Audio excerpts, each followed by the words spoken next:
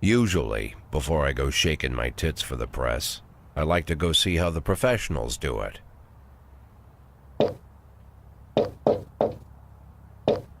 Some might say the chief of police has no business in an institution like this, but in fact it's the quietest and safest place in town. You won't run into any reporters, nobody gets into any fights, nobody drinks too much, nobody even raises their voice. The place is owned by an elderly gentleman who knows how to keep things under control. That's why I never invite my friends here. I wanted to make an exception for my 60th birthday, but most of my colleagues are young enough to be my sons, and they'd rather just hire prostitutes. Why stare at some boobs when you can take the whole package for yourself? But there's none of that in our club.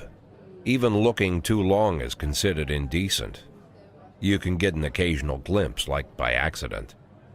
The rest of the time you just pretend that you're immersed in conversation, or just come by for a drink. Doesn't mean these gentlemen wouldn't want their bald heads smothered in tits. It's just that nobody says it out loud. My younger colleagues might call it hypocrisy, but I call it the good old-fashioned manners. Good manners and leave the rest unsaid. She agrees to unbutton her blouse, and we agree not to pay too much attention. The girls are on a quiet prowl, too. They're looking for a way out of their cramped rooms. Maybe make friends with some wealthy patron with a pacemaker and dentures. Everybody wants something. But we have to control ourselves, or we'll all turn into libertines and prostitutes. Hell, if there weren't any rules, I'd be belching and farting, jumping up on the table, arms held high, yelling, "Shake it, baby!"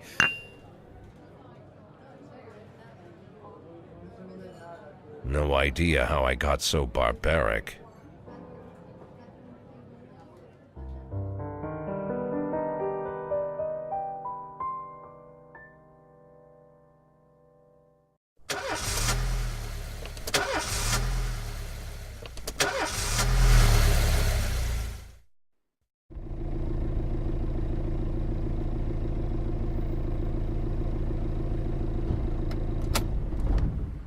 When I was a kid, my father sometimes told me at bedtime that if I closed my eyes and didn't open them for a long time, all the demons would blow away.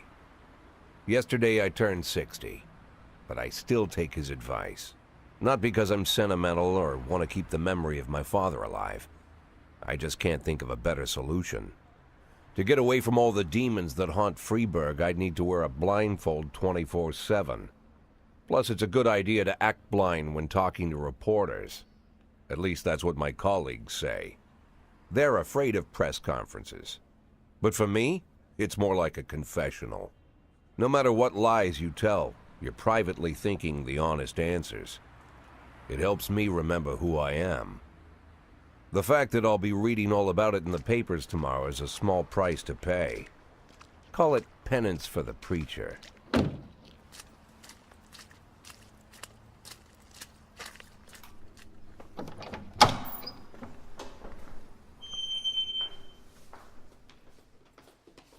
This is the first time I'm afraid of those answers my mind has given me. Not because I'm mad I'm losing my job.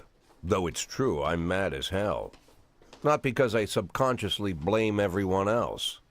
Though I damn sure do blame them. And don't even ask me what my next move is. I can't imagine. But even that doesn't scare me. The worst thing is, I know I'm gonna have to do something. I'll be damned if I know how far I'll go. I may have a lot of vices, but predictability isn't one of them.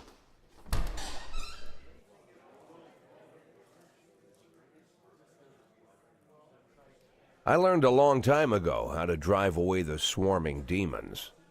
But what do you do when they're trying to rip your soul from your skin? Shutting my eyes tight as I can. The best solution remains the same: play blind. I just hope the reporters think I was blinded by the camera flash.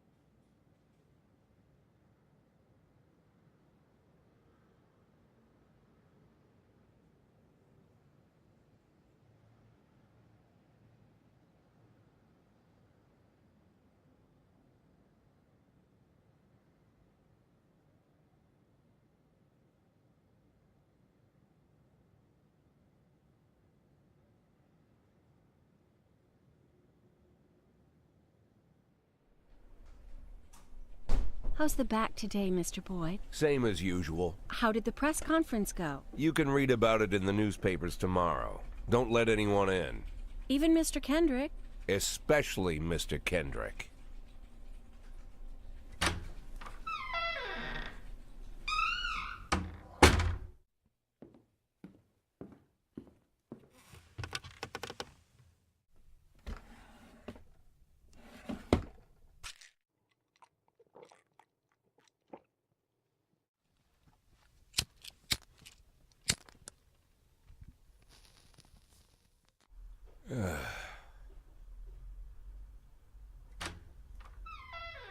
As soon as I heard the door creak, I knew what face I'd see. When I tell Emma not to let anyone in, there's only one man it could be. Rude, arrogant, no warning. That's Mayor Rogers in a nutshell. White summer shoes, white socks, white shorts, white polo shirt, and the white smile of a hungry shark. Mayor Rogers enters every room like he owns the place. Even the floorboards under his feet sound like they're creaking an apology. He never shied away from the odd corruption scheme. It's like the devil walks behind him.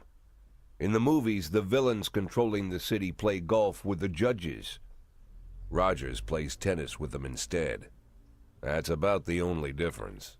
Jack, I was hoping to catch you after the press conference. You ran away so quick.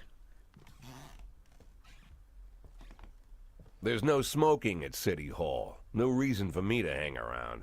Well, this morning I signed a ban on smoking in all public buildings. Soon you won't be able to smoke here either. Soon enough I won't be here at all. That's what I wanted to talk to you about. The people of this city like you, Jack. The police chief of all people. Don't betray that, Jack. Don't get wrapped up in any schemes. Sit nice and quiet for the next 180 days, and you'll be remembered as a hero. That's the only thing that you still have left. Be the hero. Then how am I supposed to scrape together a retirement fund? You had a million chances to secure a luxury pension, one that even I would have envied, although I've never set aside any money for myself. I'm not planning to retire anytime soon.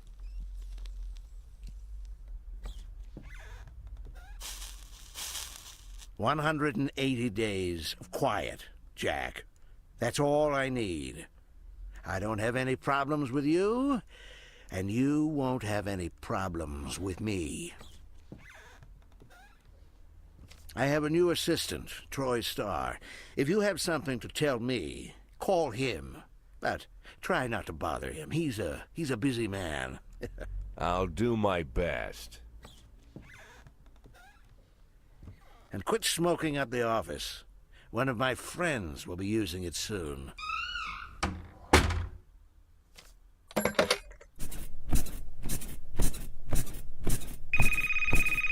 Oh, I'm sorry, babe.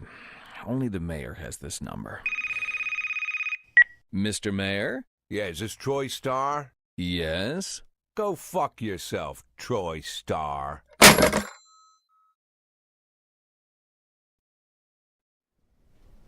Cops don't use the police station cafeteria anymore.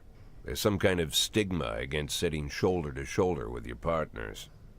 Everybody just takes snacks from the machines or grabs a meal and hammers it down in the corner like a vulture on a corpse. The main thing? Don't look into anyone's eyes. Could be construed as an invitation to sit together. The only people eating here are ghosts.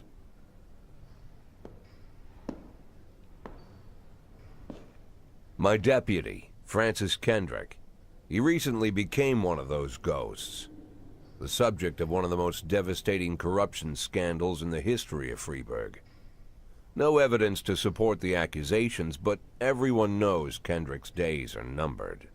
I need that file I asked for. Needs to be ready tonight. Francis didn't say anything, but I understood. Ghosts aren't supposed to talk. Besides, I got a feeling he was already finished.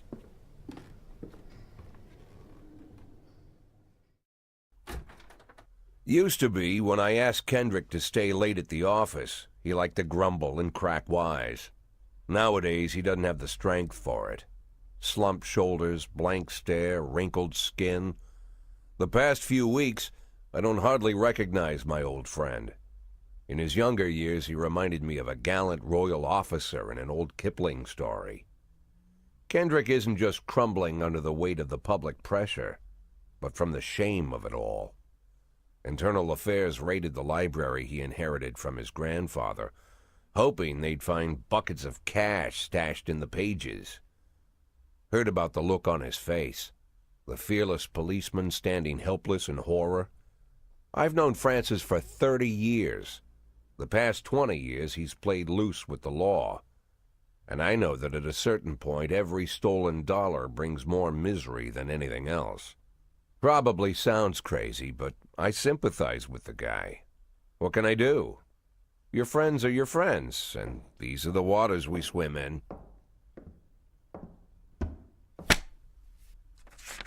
Called all of the people on that list today. Now they know you're in business, so you could get a call from any of them. You don't need to worry about any of them. I've cleared them all. And what kind of business are we talking here? It's nothing too serious, just like you asked. Should be just a few small favors. Payments will vary depending on the situation and who you're dealing with. How much are you looking to earn? $500,000. $500,000? Why not a whole million? Because everybody wants to take $1 million. Figured I'd try something different. $500,000 in 180 days? Well, you could earn it all above board if you netted all the big fish and hit all your bonuses. Never knew you for a fisherman. Well, you never got into my business, and I'm not trying to get into yours. But be careful about bringing in any other cops. Sooner or later, they'll put the finger on you. And one more thing, Jack. I remember what you said, but I should probably add one more name to that list. Christopher Sand. Sand. Christopher G. Sand. Everyone knows the name, but few could tell you who he is. The old man stays away from the spotlight. Always wears old-fashioned jeans and knitted sweaters. Gives to charity. Rarely attends social events. An avid hunter, I hear. Even dabbles in poetry. You'd never guess he's the head of the oldest and most powerful gang in the city. Goes back as far as his great-grandfather. And Sand is strict about following the old rules. He rarely involves himself in commonplace murders and robberies. Hardly needs to intimidate anyone to get his point across. The people who work for him each have their sphere. They provide protection where needed, even work with the authorities when they want to make a deal. Meanwhile, Sand pulls the strings without getting his hands dirty. People sometimes mistake his quiet approach. A couple years ago, an arms dealer decided to expand its business without asking permission, and his whole family paid the price. In 4 weeks, Sand killed 31 people. Old men, women, even a few teenagers.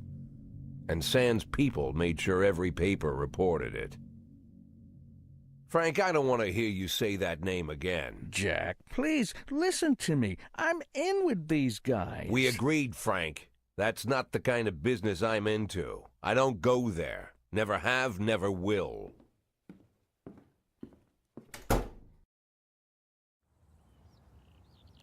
Why would a man need a barn? To store all the stuff you can't bring home. About 30 years ago, back when I was young and interested in farming, I carried all kinds of junk home. After a day in the field, I'd come home with buckets, shovels, dirty boots and clothes, and instantly transform the living room. But even back then, there's something I always kept in the barn.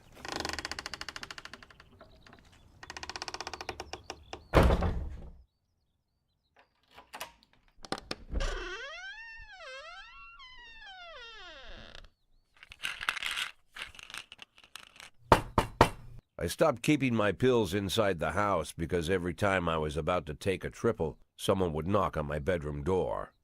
Now they're knocking on my barn door. Well, fine. It's not every day that someone comes to visit your barn. In all the years we worked together, Kendrick never came to visit the house. We drank at bars, went fishing, went to the mountains, even chased off some poachers one time. But he never came for dinner with the family. We never watched football over here. And now he's brought his friends to visit my barn. I always try to look unsurprised, like it's an everyday thing to get visitors at the old barn, especially guests with their own personal bodyguards. But Kendrick is sharp enough to see he's caught me with my pants on backwards. Sorry for the surprise, Jack. We saw you from the car. Figured we'd find you in here. I'm going in for a minute, fellas. These guys will wait outside.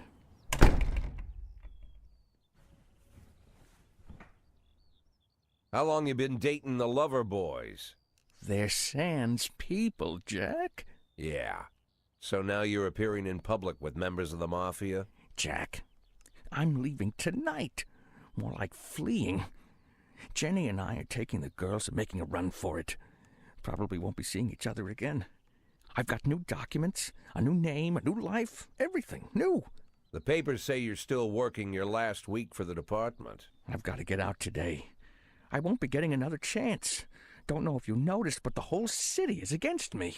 You told your Mafia friends about your plans. Jackie, if I don't fix everything with them in the next few hours, they're going to kill me. And not just me. My family, my relatives, God, Jack, I don't know who else.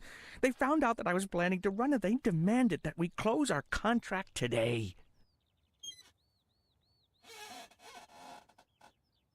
Your contract, Frank? Really? Is that how you talk now? Maybe you should call in the lawyers to straighten all this out. Now is not the time, Jack, please. I have a commitment to them until the end of the year. They need an inside line at police headquarters. I can't just give them back the money. That's not how the Mafia works. If I can't find someone I can trust tonight, I'm dead. You know me, Jack. I wouldn't ask you if I wasn't afraid they'd cut my daughters to pieces before sunrise. He's the damn fool who puts his daughters in the crosshairs in the first place. Anyone in my place would have dressed him down good. But I didn't want to pile it on. Fate's already got this guy's soul in the grinder. I'm not gonna lecture you, Frank. I don't think I have anything to say that you don't already know. I'm sorry for your family. I wish them all the best of luck.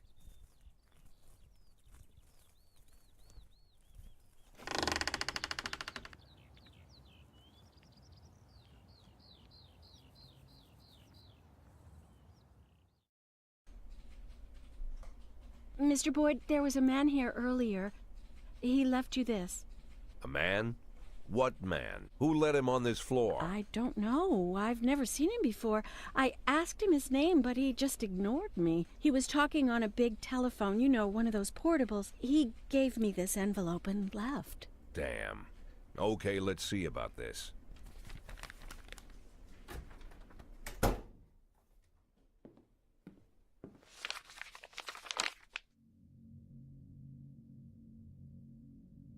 The photo could have been doctored, of course, but Sam doesn't go in for cheap theatrics.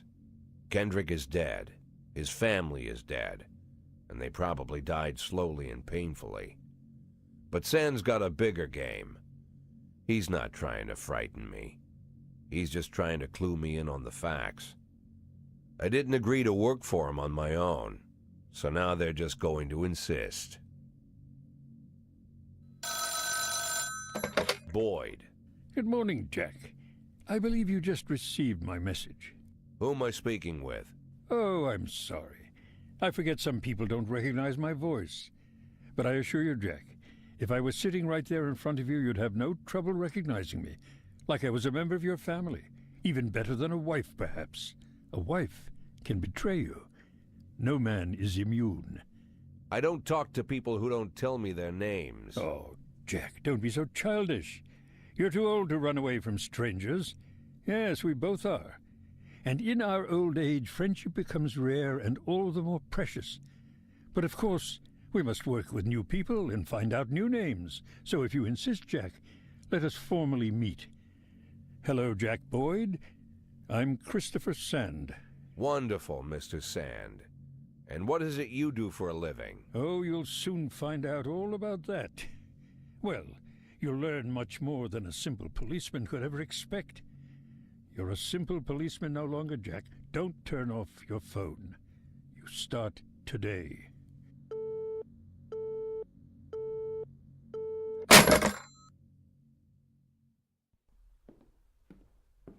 Eight in 10. It's been my go-to principle since my first day on the job. I've got to let my colleagues hush up what they need to, 2 out of 10 times, so that they'll help me with the remaining 8. 80 out of 100, 800 out of 1,000. I'm proud of those statistics. It's not so bad for Freeburg, right? But now I just officially became a Mafia whore. I'm supposed to be fearing for my life, for the lives of my wife and children. But the only thing I can think, what's going to happen to 8 and 10?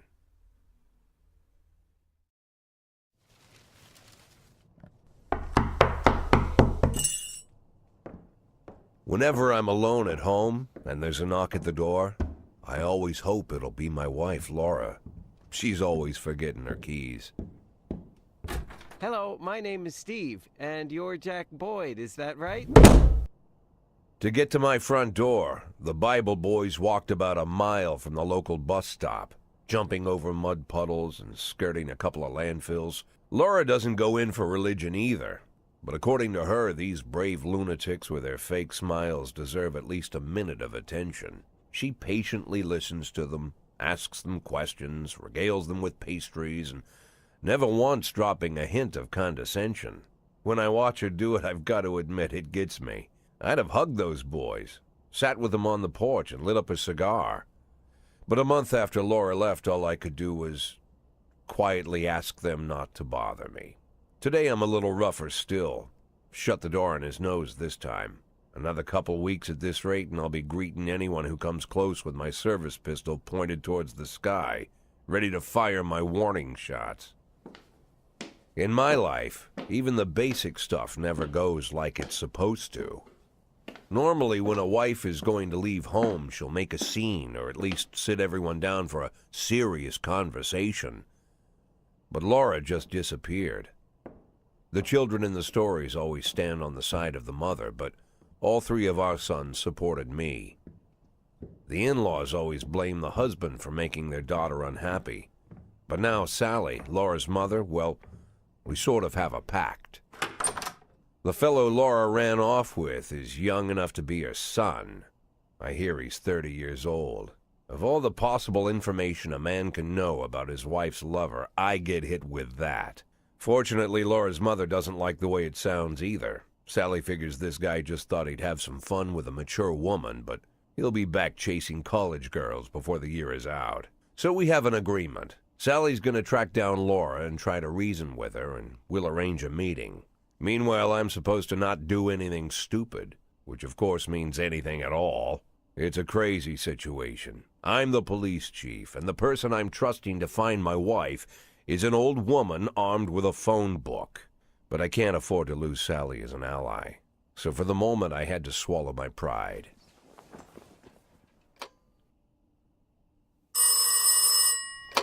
Hello.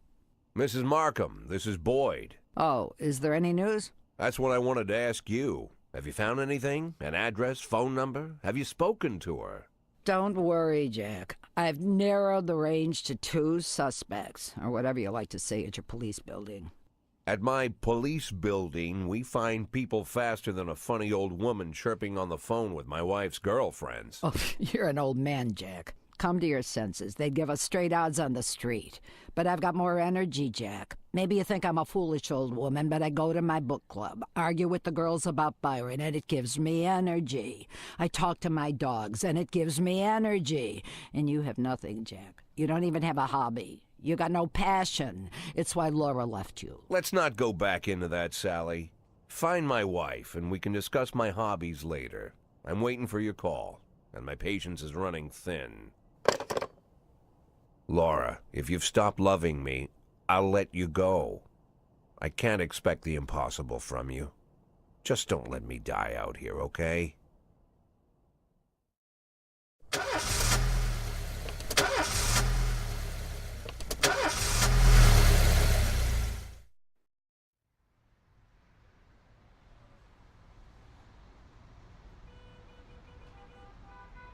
The people of Freiburg have built up a tolerance for the petty horrors of modern life.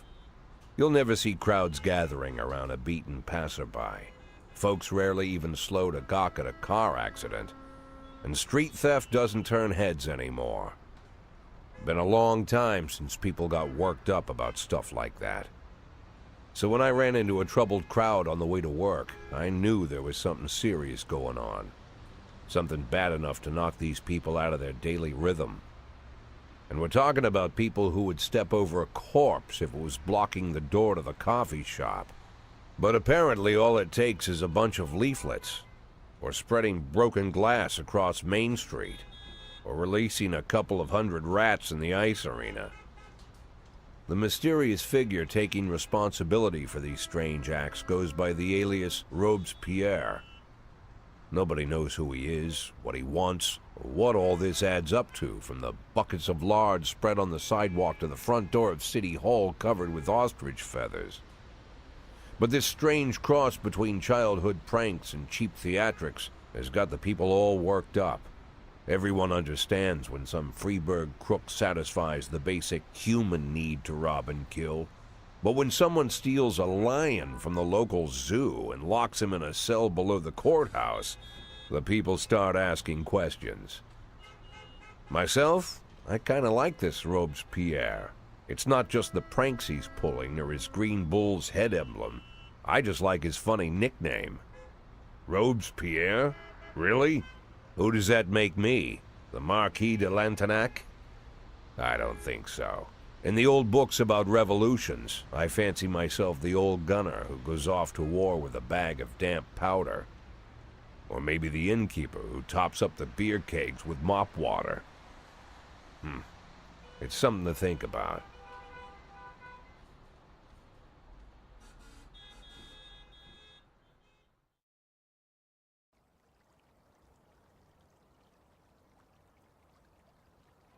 In my new role as corrupt official, I had to give up some of my favorite habits.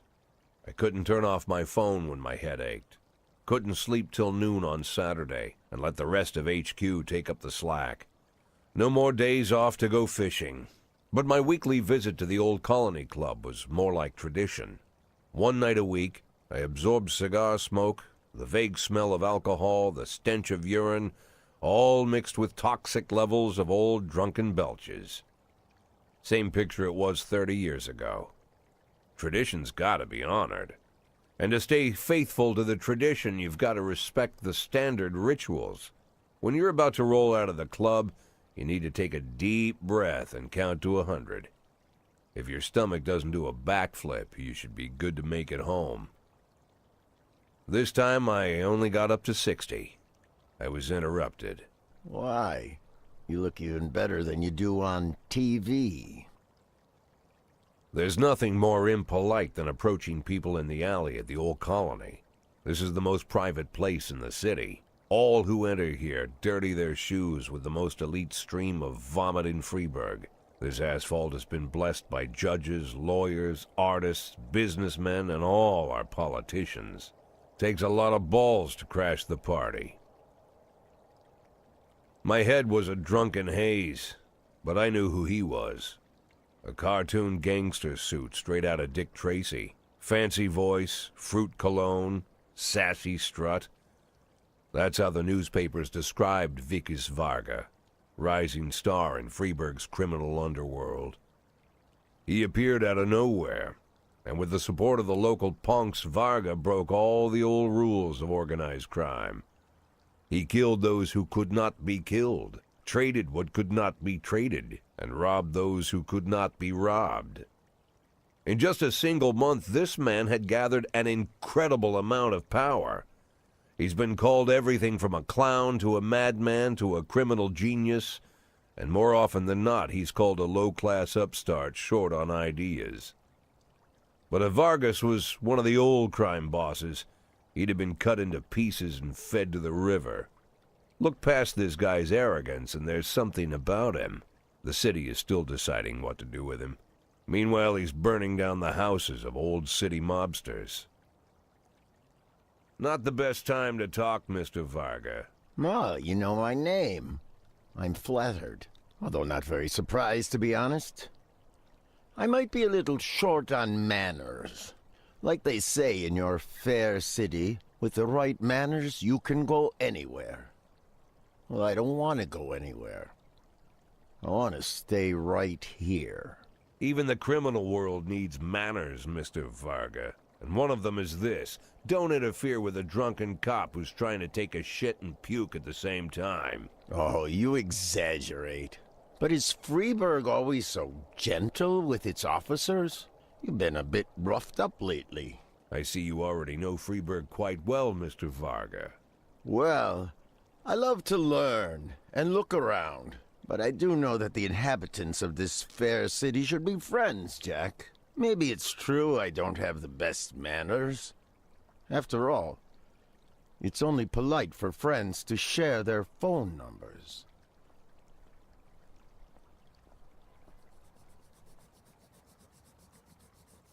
This city of yours moves so fast. I feel like I'm hooked on amphetamines all over again. You wake up in the morning full of ideas, and by nightfall, you've all had each other killed. So don't wait too long to call. I don't mind if you're drunk. It's all the more fun. I'll be stoned myself, most likely. Hell, I'm a little stoned right now. It's the only way to live in this place. I like your city, Jack. I'm here to stay. If it weren't for the phone number written on my arm, I probably wouldn't have remembered the conversation in the morning. But there was no reason to worry. I'd be getting a reminder soon.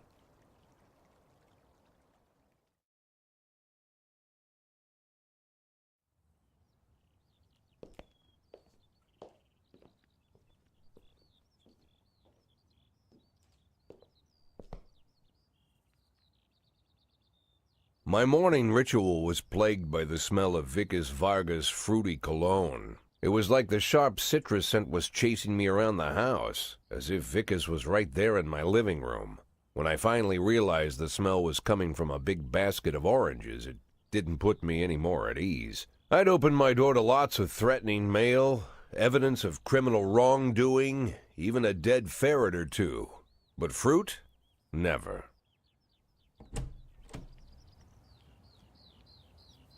You the fruit guy?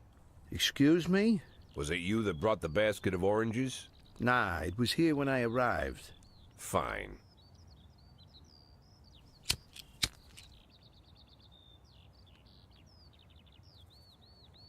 So who are you? Today, I'm your driver. And where are we driving? To work. That's it? Yeah, we have to make an important stop along the way. Where? The ranch. What ranch? Just the ranch. Fine. The morning seemed surreal, and I took in the magic. Why wreck it with meaningless chatter? As my tight-lipped chauffeur drove an hour through God knows where, I started to feel like I was in the middle of a bad dream, probably lying bloody and concussed in the alley behind the old Colony Club, my nose buried in a rotten orange peel. But no, this was no dream. The silence was real. The sound of the engine was real. The dust was real enough, too. And there was the ranch over the horizon. It all seemed familiar. The Sand family's overbearing mansion has been the talk of the headlines for decades, but few have managed to get closer than a few miles. I guess I'm just lucky.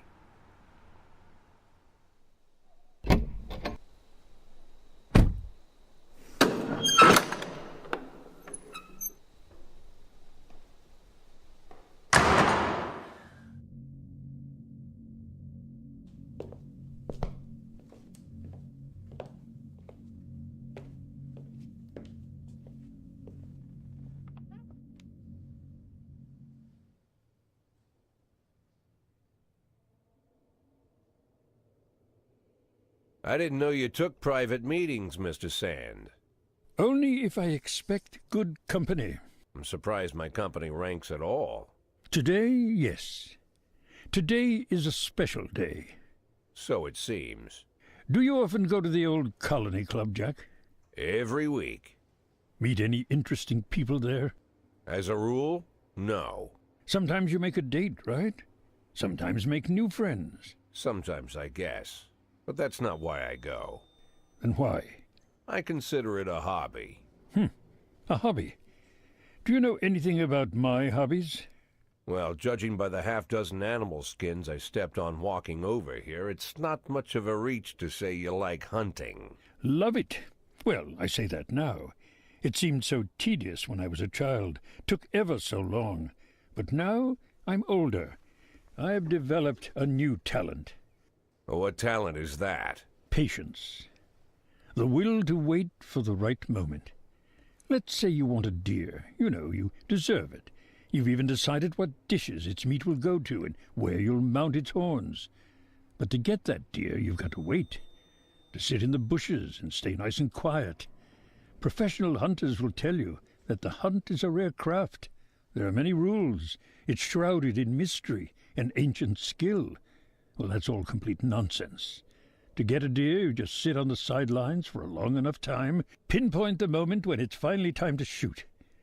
I learned the talent, Jack, but not like you, oh, Jack. You truly are the master. I don't understand. Oh, come on, Jack. I know about the 500,000. I know your plan. Kendrick told me everything. Needless to say, I'm impressed. While some people learn to hold their breath for minutes on end and not to rustle the leaves too loudly, why you decided to just become the foliage. You turned yourself into a bush, surrounded by deer who've been so fruitfully multiplying for decades. But all this time you've held your rifle at the ready.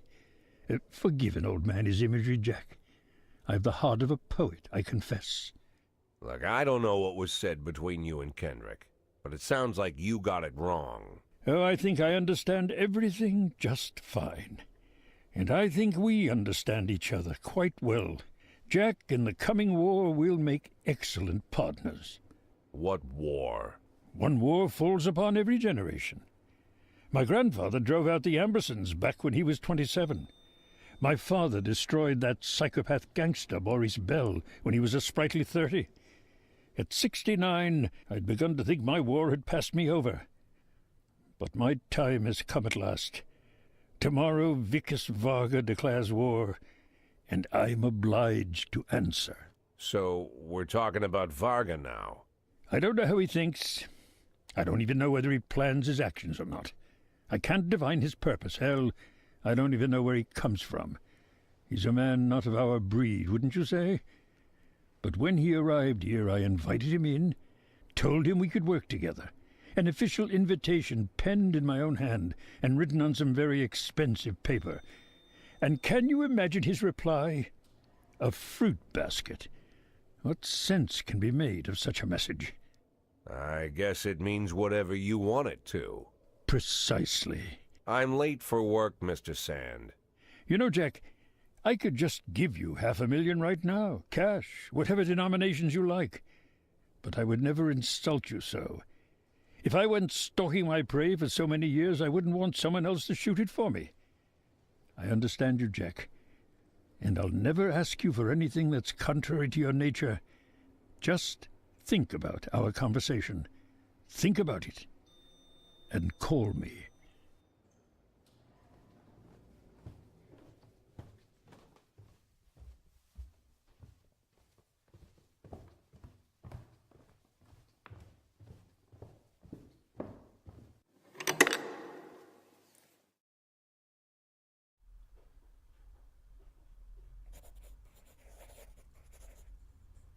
Like I said, it's a whole new life, and I've had to give up some old habits.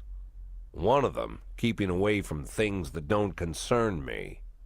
Now I can't afford the luxury.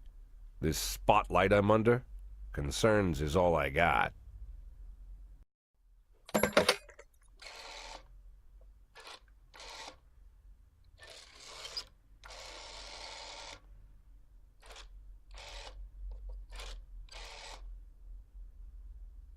Tell him it's Boyd.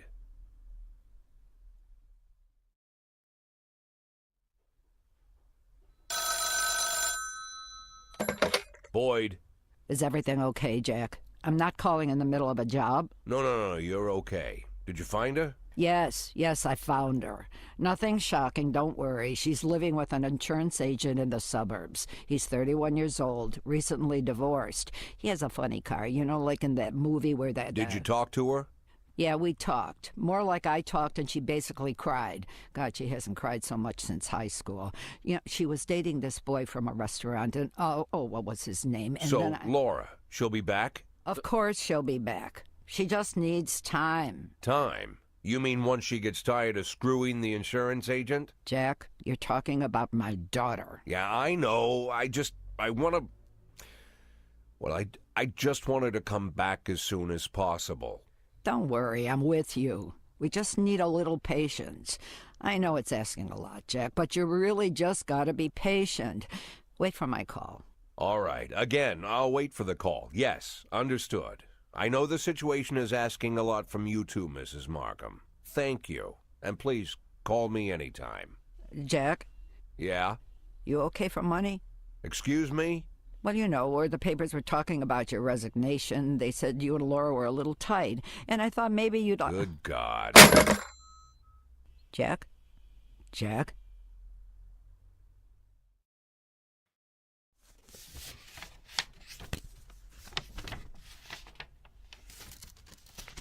You know when a police chief really feels his power?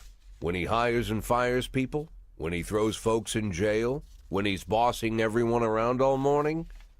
No, there's no power there. Just bureaucratic red tape. Like directing traffic. Not that it's all bad. No, I feel it the most when people come to me with accusations. Accusations happen outside the law. They don't need to be rational or supported by evidence. They don't petition justice in the careful words of legal formality. No, an accusation is a personal cry, full of resentment or envy, a defeated moan, or an angry howl. The accuser rarely imagines you'll share their resentment, their envy, their hatred. No, but they do imagine that your love of power is so strong that you'll leap to decide the fates of others, happy just to take someone's word for the facts. Businessmen accuse the gangsters blame our public figures denounce politicians, the politicians point to the businessmen. When it comes to accusation, there's only one rule. Don't aim too high. If you overestimate your own importance, then complaining can cost you your life. So choose the easier path, exaggerate as far as you can, and try to make your plea sound as sad and pathetic as possible.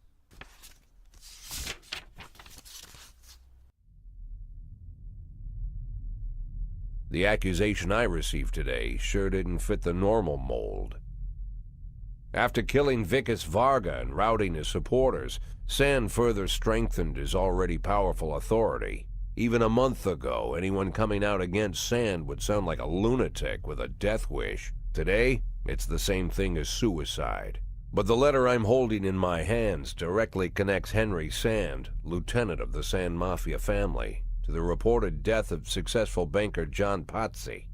Henry has a daughter, Marianne, a dancer, and apparently it all started with her. One day, Marianne danced in the title role of a production of Giselle, and Henry, proud father that he is, brought the whole family to the premiere, along with some of the family's business partners. Among their guests was the young banker John Patsy. He couldn't keep his eyes off Marianne, but she ended up brushing him off. In response, Patsy ambushed her one night after rehearsal, pulled her into his limousine, and had his way with the poor girl. After that, gentleman that he was, he drove the girl home and threatened that if she told anyone what happened, her mother would get the same treatment. But her father still managed to shake the truth out of Marianne, and he decided to take his revenge. Of course, Henry knew he couldn't just go with his instincts and put a bullet in Patsy in broad daylight. The rich bastard was too important for business, and Henry is neck-deep in the family business, overseeing transportations for the Sand Mafia. He knew about every delivery delay, every car, and every shop. It was mostly thanks to Henry that the whole sand operation rolls so smoothly. Henry has free access to all their off-book cars, and a tar-black motive. Yeah, he could easily arrange the death of John Potsy as a drunken, late-night hit-and-run. But Henry Sand is smarter than that. If this story about Potsy is true, he'd more likely go to the boss and ask permission. I'd have figured this letter the ramblings of a retired gangster looking to spice up his life with little excitement. The way the letter started, "My dear little old cupcake," I had every mind to toss it in the trash. But something else got my attention. They're rarely ever signed, but this one ended Robespierre, and I doubt it's an imposter. No one would go against the most powerful group in the city, hoping to hide behind the name of some prankster clown. Like everyone else, I had no idea who Robespierre was or what he wanted. But there was no doubt that this guy was more than a little crazy. An arrogant psychopath. Could be dangerous. Definitely worth looking into.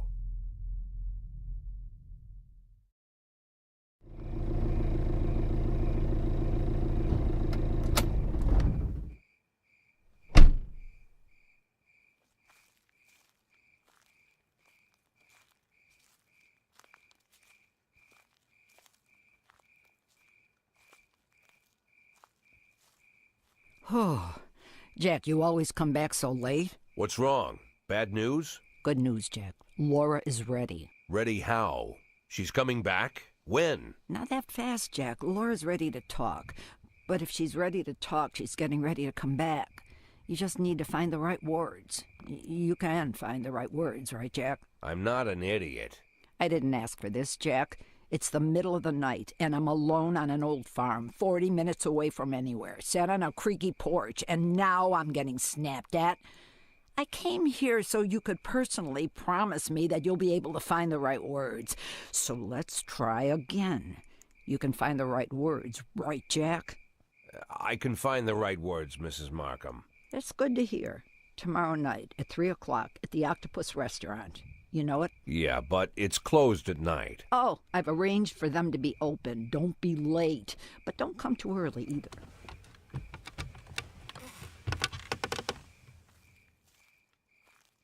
Mrs. Markham? Yeah? I should probably offer you some tea or something before you go.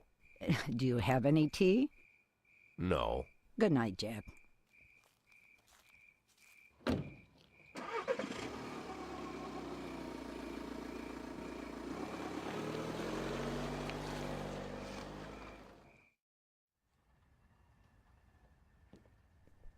According to Mrs. Markham, I was supposed to spend all day thinking up the right words. But to my surprise, I did my best work when I shut my head off. I didn't even want to think why Laura decided we'd meet at 3 o'clock in the morning, and in a restaurant we'd never gone to. I didn't know what to tell her, and something tells me she's no more ready for this meeting than I am. By nightfall, I finally stopped worrying. The right words would come when they were needed. And if they don't come at all, then so be it.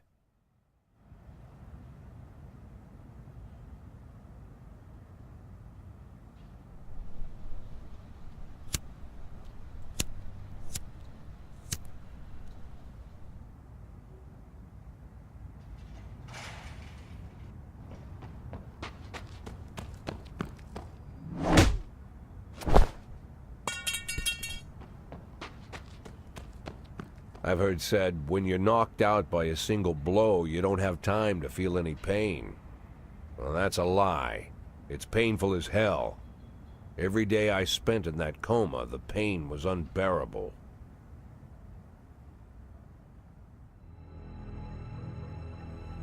"180 days quiet, Jack.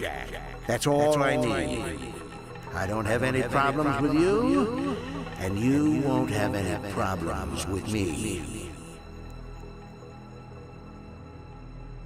I'll do my best.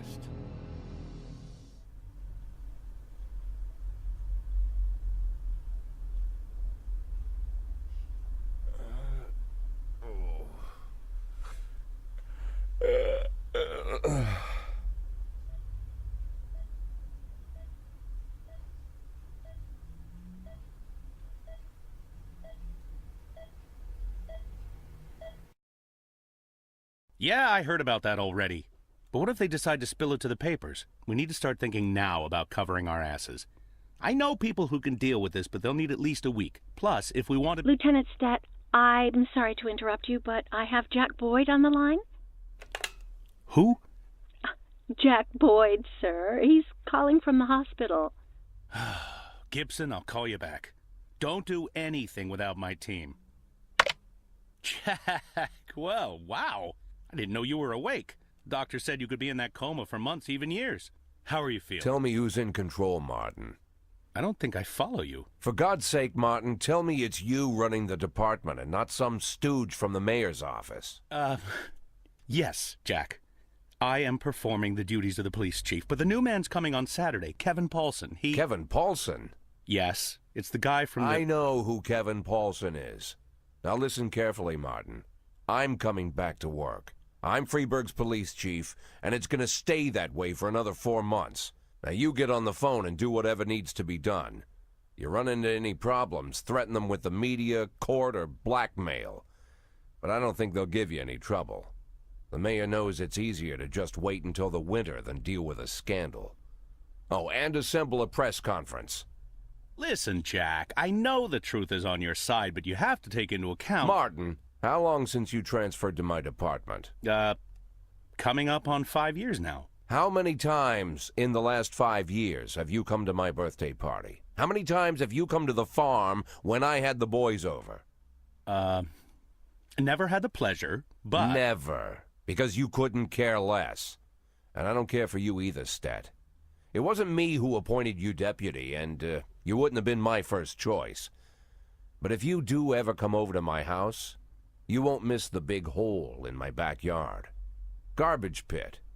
You know, for old rubbish. A smelly hole filled with rotten furniture and other crap. So, Stat, if I even for a moment doubt your devotion, you'll go straight into that pile of trash. Maybe you'll get to catch up with some old friends. You remember Kendrick, don't you? I'll schedule the press conference for tomorrow, all right, Jack? The day after tomorrow. Tomorrow I'm going shopping.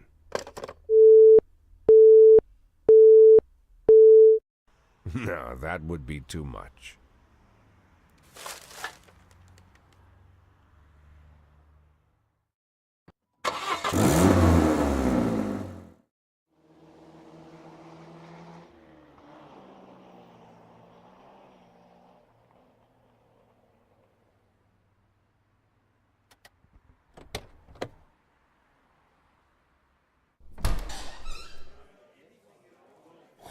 Wow, Jack, what's with the outfit? You planning on... The pit in the backyard, Martin. Always remember about the pit in the backyard. Don't talk to anyone before the press conference starts. I'll try to get you on stage quickly. Kevin Paulsen is here. He wanted to... Jack! I hardly recognize you.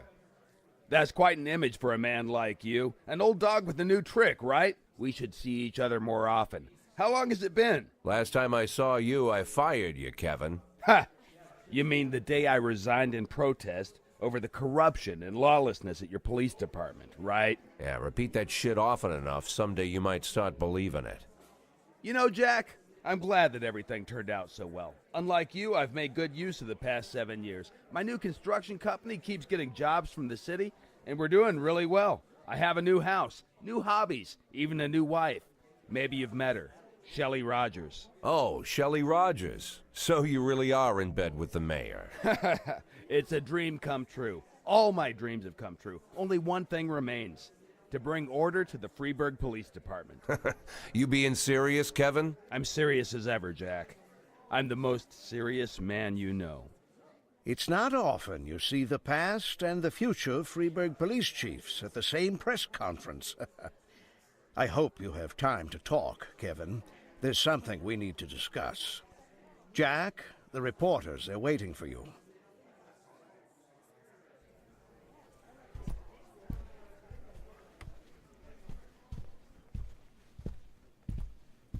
My retirement plan somehow just got turned into a circus. Fortunately, I'm pretty good at swallowing swords and jumping through burning hoops.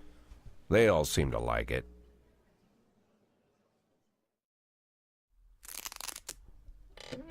Impressive recovery, Mr. Boyd. I'm still not happy about how soon you're back to work. Well, not happy as your doctor. As a resident of Freiburg, I'm immensely grateful for it. Really? Just don't tell anyone, or they'll pull my license. Well, thank you again for coming to see me at night. Oh, well, whatever you need, Mr. Boyd. Any doctor in this town would come running any hour, day or night, you can believe me. You're not suffering from headaches. It says here that you are taking painkillers after a back injury.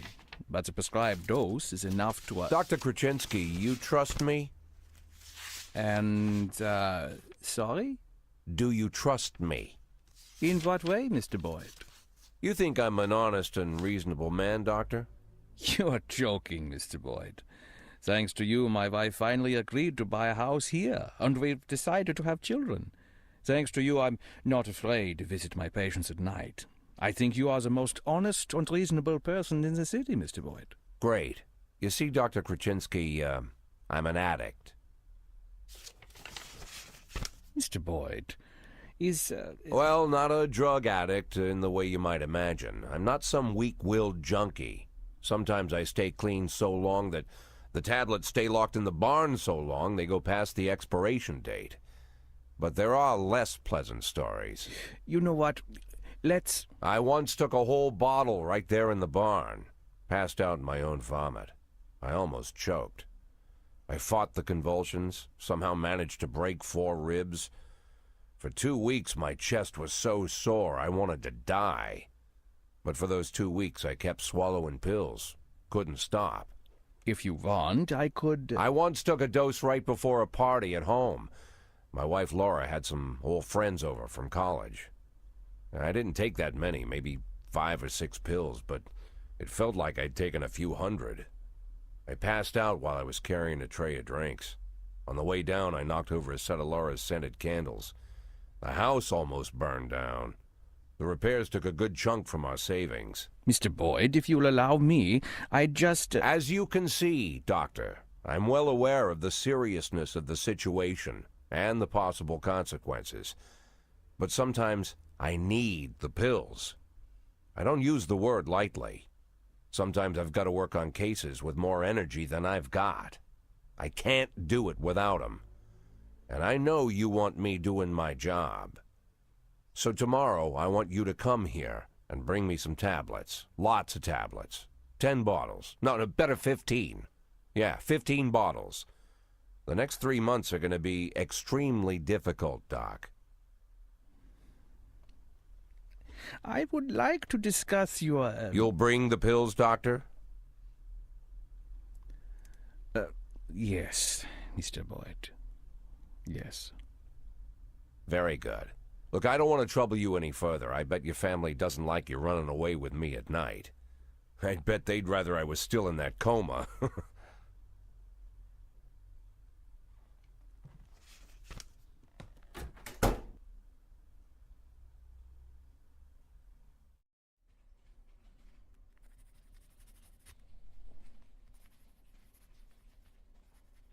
Mr. Boyd, I'm going home. Do you need anything?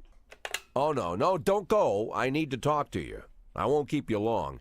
I just need to make one phone call and I'll be right out, okay? Of course, Mr. Boyd.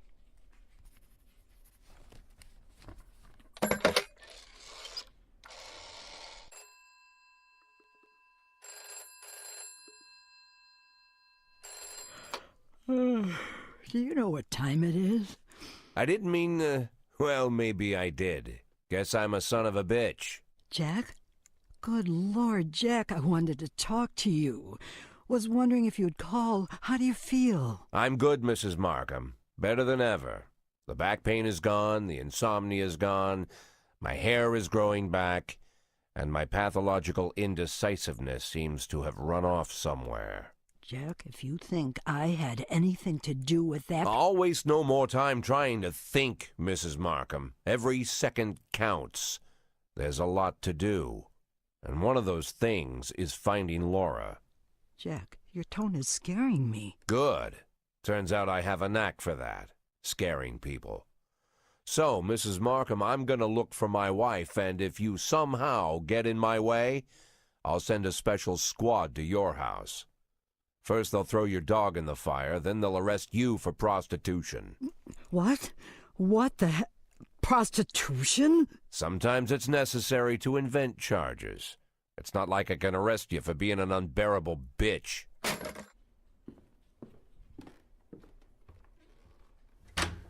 Emma, I need a detective. Oh, of course, Mr. Boyd. What shift? No, not one of ours. A private detective. Oh. I know that when your father stole your mother's jewelry and left her, you hired a private investigator. You didn't go to the police. You know, Mr. Boyd, it was a family problem, and we felt that it would... I understand perfectly, Emma. You don't need to explain anything. I'm in a similar situation. As you might have heard, my wife left the house. She's missing, you could say. I'm not sure what you're... I know you've heard all about it. I want her found, but I don't want the department involved. Same reason you didn't. So I decided to hire your private detective. Think you can arrange it? Oh, of course, Mr. Boyd. I'll call him and arrange everything. And don't worry, he'll keep it a secret. Fine. What do you need from me? Well, just gather all the information that might be useful and put it in an envelope, bring it to me, and I'll take it to him. Good. Okay, take the day off tomorrow and get a good night's sleep. The day after tomorrow, I'll have that envelope for you.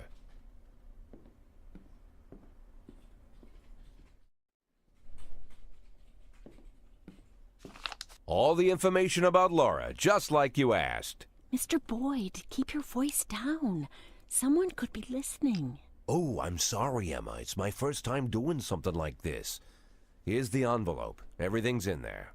Fine. Mr. Boyd, please write for Mr. Frye on this envelope and drop it in the mailbox across the street. What? I don't want this handled like it's some kind of game. Mr. Boyd, those are the rules. Now please, lower your voice. Fine. Okay, Emma. I'll put this envelope in the mailbox across the street, just like you said. Wonder how that damn Mr. Frye is going to get an envelope out of the mailbox. Talking to yourself, Mr. Boyd? And we thought we'd have to catch you at the police station.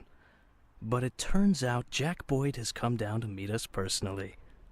Do you know why we're here, Mr. Boyd? I don't even know who you are. My name is Eugene Chafee. I'm a businessman. Rather, a restaurateur. Although I usually tell everyone I'm a businessman. Which sounds better?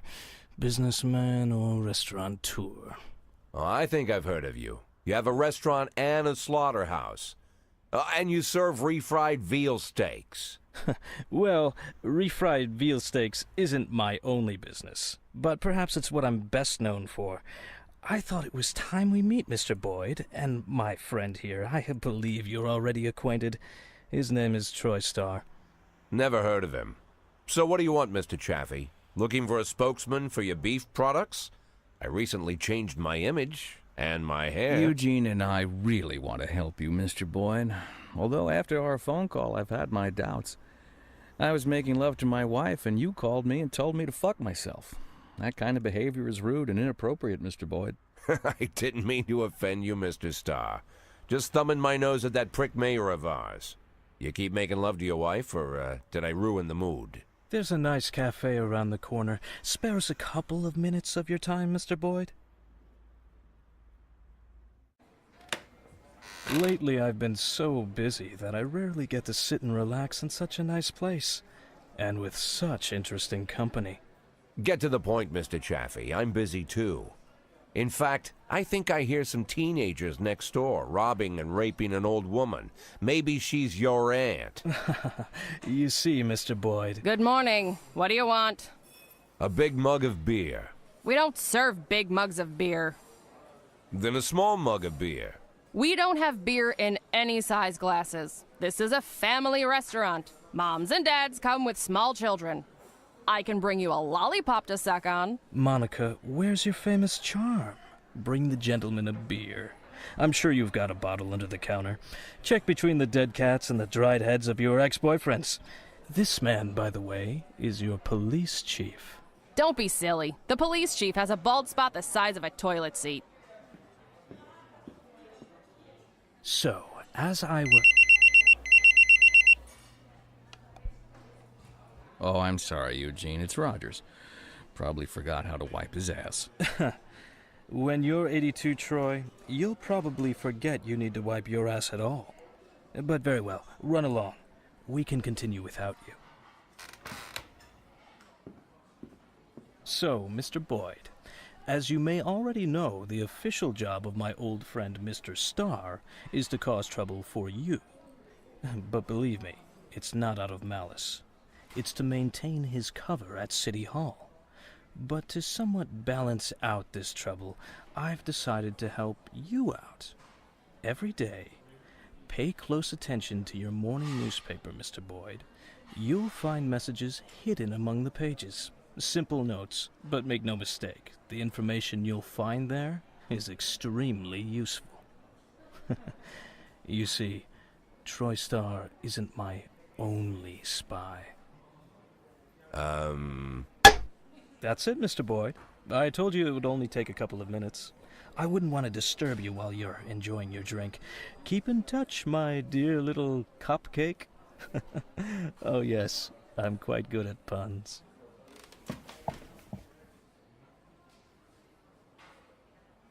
Never imagined what meeting Robespierre would be like, but I certainly didn't figure the first thing he'd do was buy me a drink. Getting them to serve a beer at a family cafe? And this Robespierre has some strange superpowers.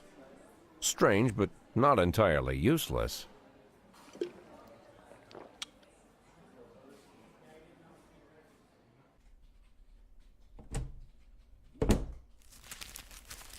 What's this, Martin? Think that'll cover breakfast? Good Lord, Jack. You should knock. Don't worry, Martin. I don't care what kind of business you're up to. Although on second thought, scratch that. I'm very interested in your business. In fact, that's why I'm here. You have a lot of connections? Depends on what you need. I want to keep my job. I've got another 5 years in me, at least. I want to prove my dismissal is illegal. You know someone who can help? Jack, are you sure you want to get involved in this fight? Martin, let's not, Got yourself a new toy? Oh, you noticed, Martin. Just like a teenager, always on the move. Yeah. Hello. Is this Mr. Boyd? Last I checked, who's this? And where did you get my personal number? When you work at the prosecutor's office, it's not too hard to find someone's phone number. The prosecutor's office? Just a second. Martin, out. I need to take this. But Jack, it's my office. Okay, I understand. I'll go grab an ice cream. As for your little problem, Jack, I think we can work something out. Give me a couple of weeks. Weeks? Jack, what you're asking is... Yeah, okay, I get it. Now get out already.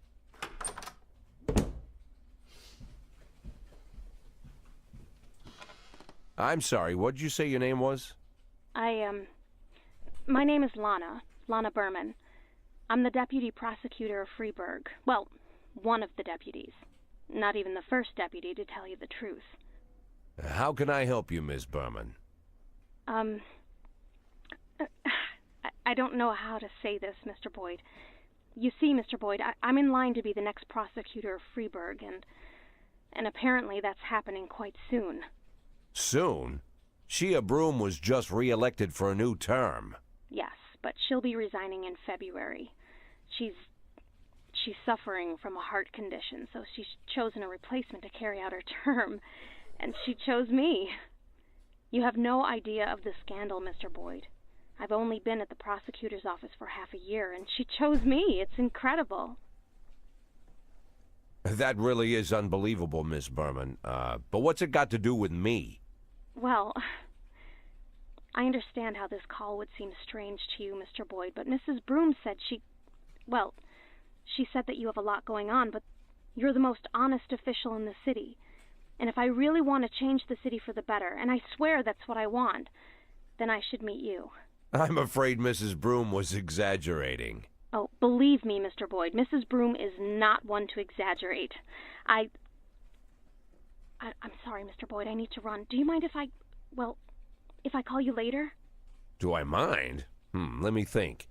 No, I don't mind, Miss Berman. Thank you, Mr. Boyd.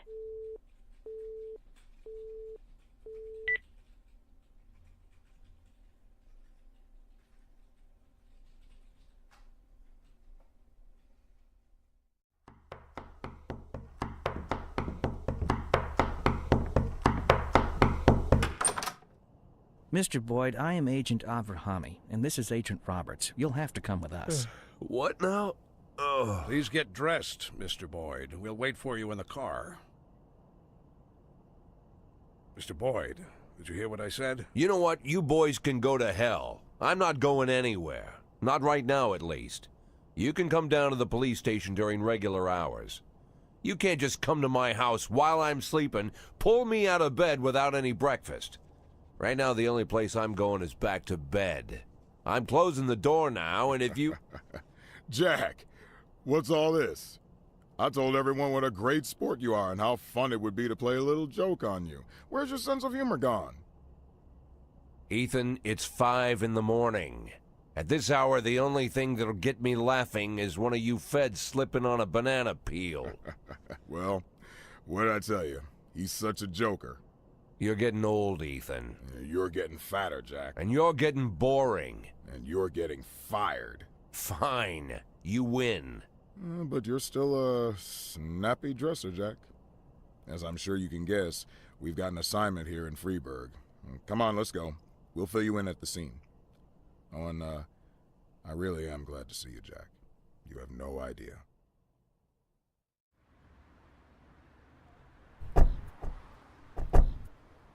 Meet Jack. And this is Agent Suresh, Agent Kumaro, Agent Ellis, and Agent Dixon. Jeez, how many men did you bring? 11 people on my team, plus 2 heads, but they're still asleep at the hotel. We got to Freiburg a couple hours ago.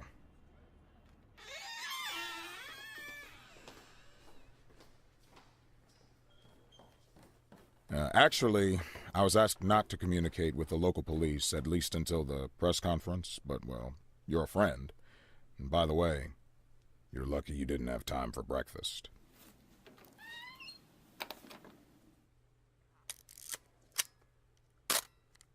Now, the press are calling him the Dentist. Just like every other fucking maniac, he's got his own stupid nickname. We spent 19 years chasing this guy. The M.O. is always the same. He kills young women in a small town, drops out of sight, and then reappears on the other end of the country with a fresh set of victims. He kills without hesitation, stuns the victim, then strangles her while she's unconscious. And that's when things get fun. He uses a power tool to ream out the dead girl's mouth. For 5 years, we've heard nothing. That's the longest break he's ever taken. Then 6 hours ago, we got a crazy anonymous tip that the dentist was in Freiburg, and he'd already committed his first murder. They even told us the address of the house. Looks like our anonymous tip came from the dentist himself, but that hasn't been verified yet. Oh, Dixon, don't go anywhere. So, Jack, listen. Dixon will take you to the station. You can bring your people up to speed. I'm looking forward to full cooperation, and it would be great if you could bag a criminal like this before you retire. A nice farewell. You know what I'm saying, Jack? Yeah, a nice farewell. And Dixon, Mr. Boyd will tell you where to take him. Come on, look alive. You're the police chief's driver today, if that's good enough for you. I'll come around to see you tonight. Buy us some beers, huh? But not that piss you normally drink. That stuff gives me wicked heartburn.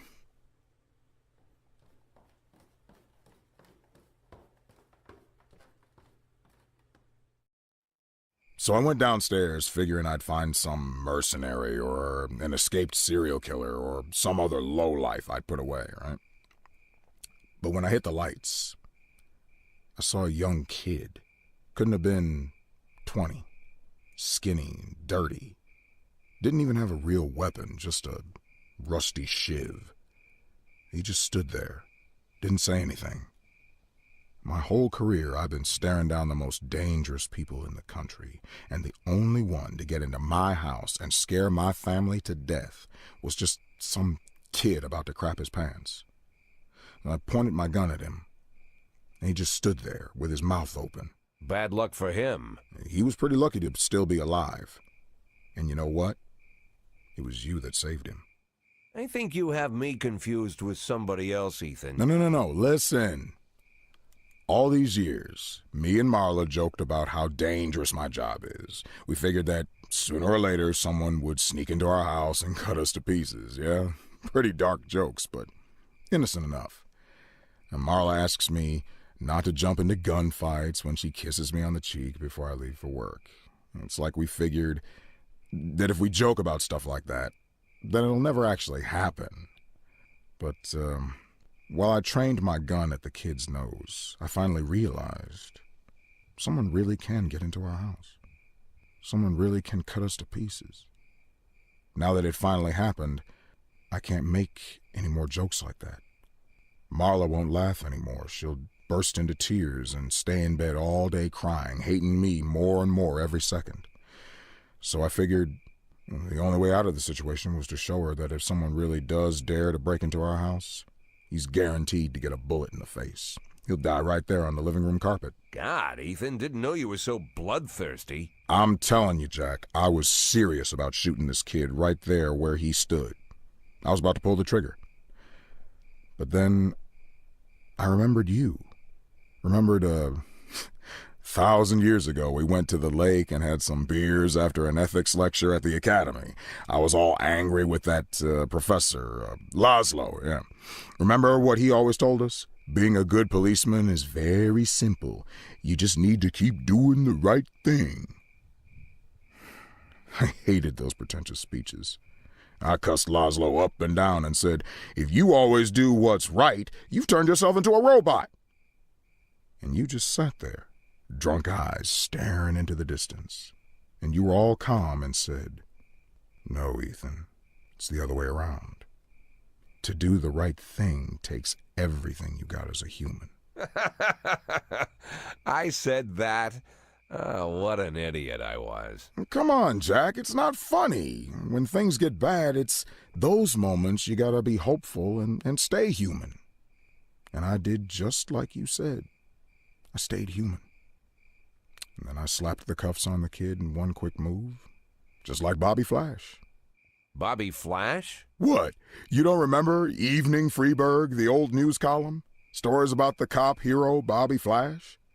I heard they even published a book a few years ago. Oh, that Bobby Flash. Yeah, that Bobby Flash. How can you not remember Bobby Flash? We all argued at junior high about which one of us would be Bobby Flash when he grows up. Oh, I'm no Bobby Flash. A hero cop would never think about shooting a terrified teenager.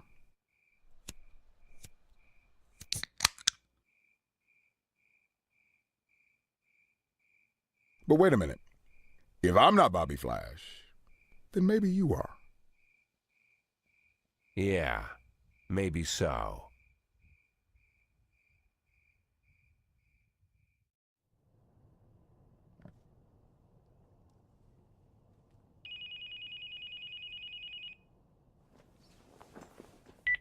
Boyd here, and I hope you have a hell of a good reason for calling me in the middle of the night. I'm sorry, Mr. Boyd. I'll call you back later. No, wait. You're the girl from the prosecutor's office. Lana, right? Yes, exactly. Oh, I'm so embarrassed, Mr. Boyd. The first thing Mrs. Broom told me about you is that you almost never sleep. I don't sleep too much either, so I thought I'd call you and apologize for last time. But it wasn't the last time, was it? Well, I've been going over our conversation in my mind, and I realized how stupid I sounded. You're the chief of police, and there's a strange girl calling you, saying she'll be the next city prosecutor, just to share the news, I guess. I must have sounded crazy. Not so crazy as you imagine, Lana. When I learned I was going to be police chief, my parents were already dead, and my only friend was working 1,000 miles away from Freeburg. Wife and kids were relaxing on a distant island in the middle of the ocean. Took me 6 hours to get a hold of them. But I had to share the news with someone, or I would have gone mad. All the more because I was surrounded by half a dozen cops who figured they were ahead of me for the job. I figured you were feeling about the same. It's like you're reading my mind. Now I'm like an outcast here. Most of them still think that Mrs. Broom was joking or trying to show her deputies that she's in charge of appointing her successor. But I know it's no joke. Well, for some reason, I didn't doubt it, Lana. That's probably why I'm calling you. I know it's selfish. I'm sure your wife isn't too keen on girls calling you at night. My wife and I, well, we're not living together. Maybe I'm the loneliest man in town, and that's why you called, to talk to someone even lonelier than you, huh?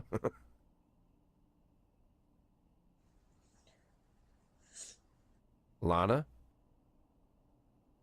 You know, Mr. Boyd, maybe I'm an idiot, but until this moment, I didn't realize how lonely I am. Well, you're in luck, because now you can call me anytime. But if you do, you'll have to call me Jack. Jack? It'll take more than one phone call to get used to that. Well, we're not in a hurry, are we? True. Oh yeah, the work is definitely piling on. Truth is, if I didn't have Palmer helping me catch this psycho, I don't know what I'd do. Yeah. You know, when he got here, And the stuff the newspapers are saying, is it true? What are the newspapers saying? The girl who was killed. She filed a sexual harassment complaint against the mayor? What about the other victims? Were they harassed by the mayor too? Well, it's hard to say. Is it true? So far, the mayor's the only thing we have connecting the victims, but only one of them filed a complaint against him, and she withdrew it a few days later. Someone must have pressured her, but it's hard to say anything for sure. But is it true? Do you think it's true? Well, let's just say it seems like it might be. What's the matter? The mayor raped me. Can you repeat that? The mayor of Freeburg, Stuart Rogers, he raped me. You heard me right. When did this happen?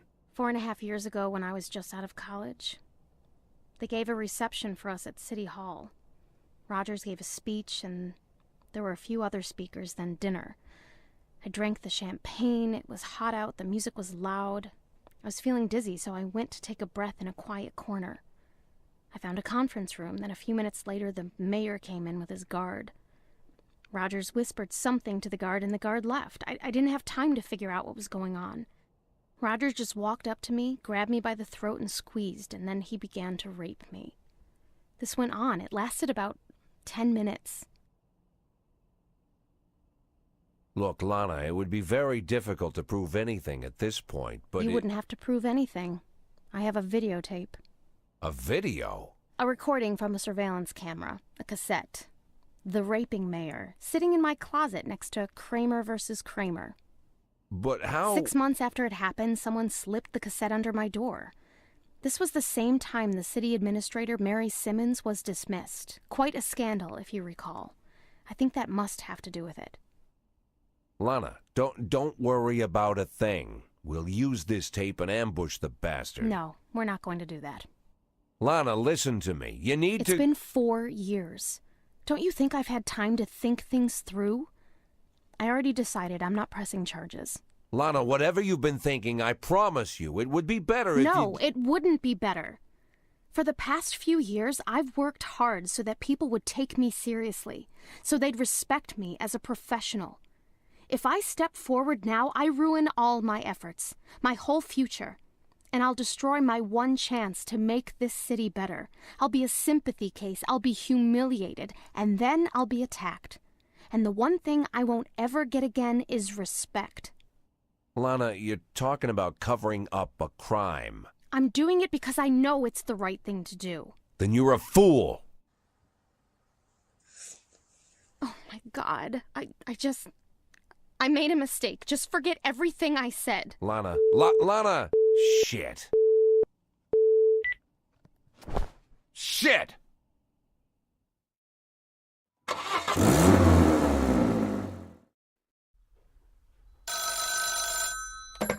Boyd. Well, finally, Jack. I've been dying to reach you these past 2 weeks, but I thought I should give you some time to recover your strength. How are you feeling? Better than ever, Mr. Sand. Touched by your concern. Well, I hope this doesn't sound too sentimental, Jack, But while you were laying in a coma, I thought about our last meeting many times. It was such a fascinating conversation. You said it yourself. You're a true hunter. No, Mr. Sand, it was you who said that. Was it? Well, it doesn't matter. What is important, Kendrick told me a lot about you, Jack. But I suddenly realized that he didn't give me the whole story. Why is it you only want half? What are you talking about? Well, why is it you only want to make half? Not a whole million, just half. Not 100,000, but 5. It's a very specific figure. How did you arrive at that number? Well, I was looking at a house a couple hours outside of Freiburg, down the river. I figured to buy it, move the family, and set everything up, I'd need right around 500,000. It's not my style to take more than I need. Ah. I must admit, Jack, I imagined all sorts of reasons, but none of them were close to the truth. Are you disappointed, Mr. Sand? No, not with you, Jack. Quite the contrary. I respect you even more. Well, I'm glad to hear that, Mr. Sand. And now if you'll excuse me, I have to go home and get some sleep. Of course, Jack. I just...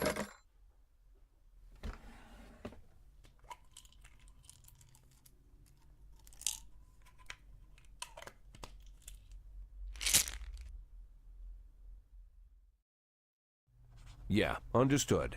Thank you very much, Walt. Sorry again for waking you up. Give my regards to Jean. Okay, gotta run.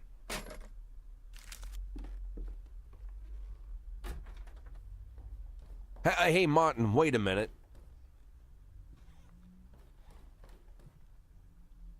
Martin, you still hang around with Bo Berenger? Of course. In fact, he's my stepfather. Great. Think he has a couple of men available? Today? Right now, in fact? There's something important I need taken care of. Sure. Something you need help moving?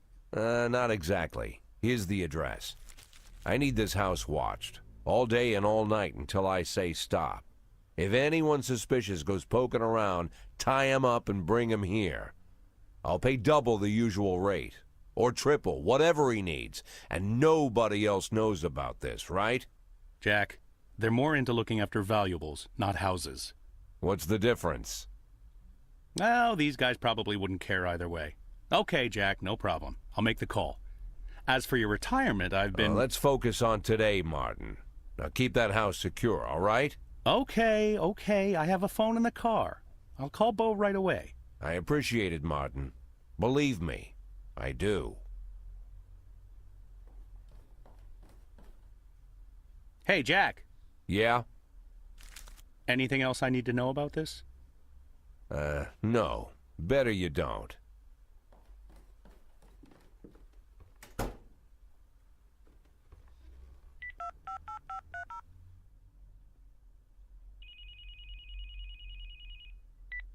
Hello?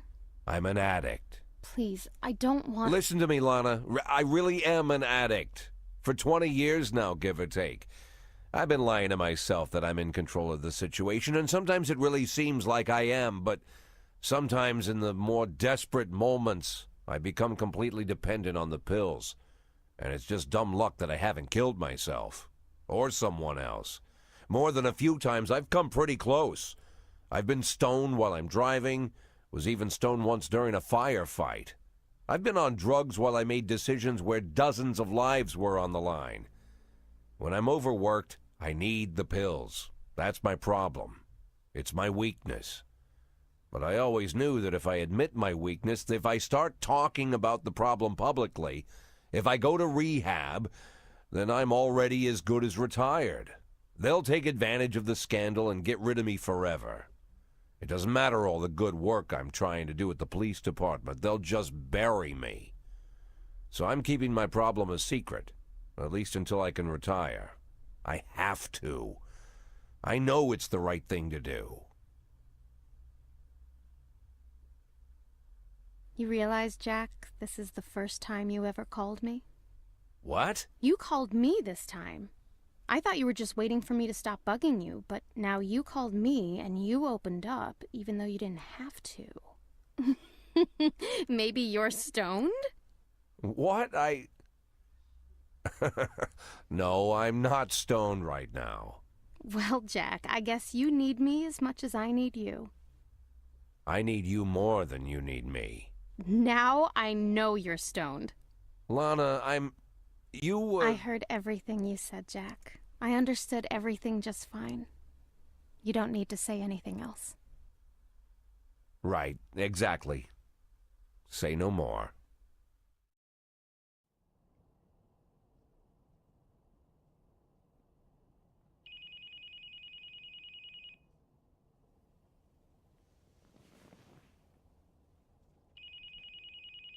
Martin, what happened? We've got him, Jack. We got our guy. I'm on my way.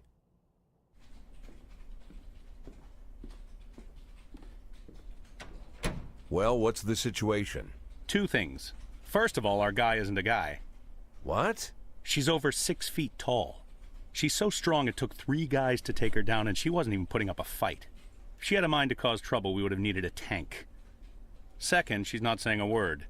Nothing at all. When we took her down, she was packing her drill in her bag and going out somewhere. The clues in her trailer, they were...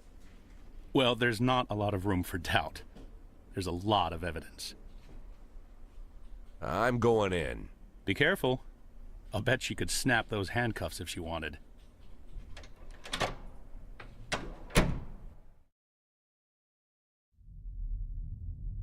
There's no doubt this is the woman who's been killing women across Freeburg. But it's not the dentist sitting in front of me. Either she began killing at the tender age of 4, or someone's playing games with us. A game I don't yet see. But this woman knows more than I do. Shame that her eyes are so empty. She's not going to answer my questions. At least not today. She's finished her bloody job, but she's working for someone else. Not hard to guess who's behind this. So fast?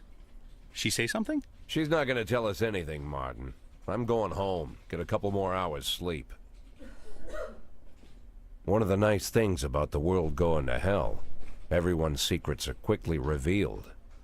Who has time for secrets these days?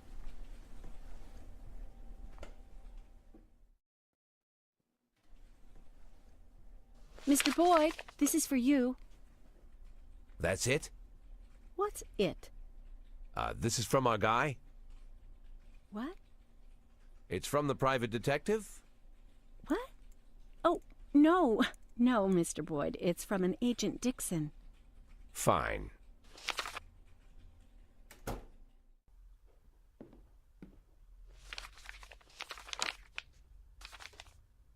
I'm sorry I couldn't swing by before I left, but I'll definitely be back to celebrate your retirement. Ethan.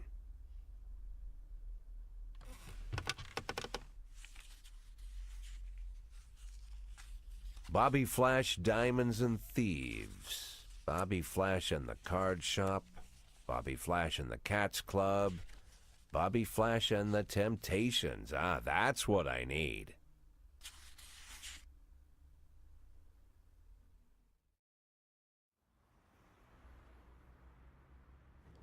Yeah, a box of Caesars.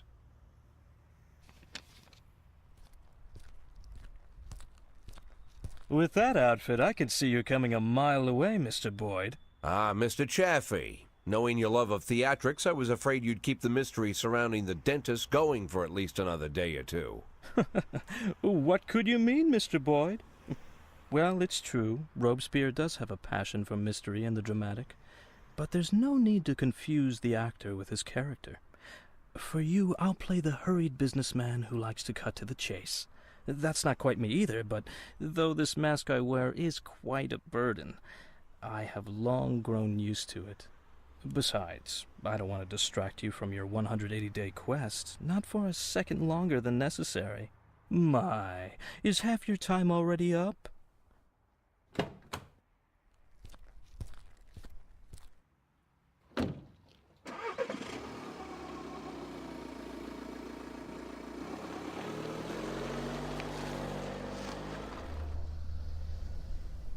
You simply cannot imagine, Mr. Boyd, the painstaking work I've done to cultivate this maniac image.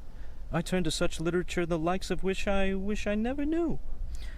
If our law enforcement agencies possessed even the slightest aesthetic sense, they would have instantly seen the game for what it was.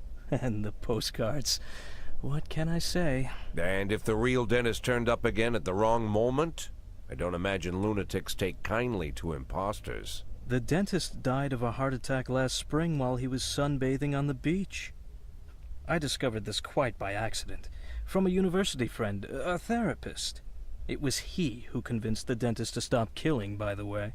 Why the murders? Obviously they'd all been raped by Rogers. It would have been much easier to just get them to talk. Mr. Boyd, the last thing I want is to appear a brutish butcher. I spent enough time on these women to know they were no use to me alive. Not sure if I should be ashamed to say it, but Stuart Rogers far surpasses me in his ability to intimidate people. Apparently, such things only come with experience. But murder? For that I truly do feel ashamed. It's a burden I shall have to bear for the rest of my days. But sadly, it's not my greatest shame. What could be more shameful? To frame an innocent woman for such terrible crimes? What? Are you unhappy with a woman cast as the serial killer? Firstly, I'd say Dear Jordan adds a certain grace to the whole sordid story. And second, of all the people I hold in my debt, she's the strongest. And not just physically. Third, she had good reason to settle her debt with me as quickly as possible. Without going into details, I'll just say that she's a very, very caring mother. Do these taste good? Had we met earlier, Mr. Boyd, I would have shown you a far more refined pleasure, one without such an unpleasant smell. I'm afraid to even imagine what you count as pleasures, Mr. Chafee. Fountains of blood in the city square? Mr. Boyd, you're not listening to me at all. I didn't take any enjoyment from the killings. Everything I've done was of strict necessity. I couldn't make Jordan kill all the women that Rogers raped. That would have been excessive. If I had made her kill them all, you'd be rather upset, no? I can't say I fully understand your plan, Mr. Chafee, but you've given me more than enough reasons to arrest you. Yes, but allow me to counter them with one good reason not to.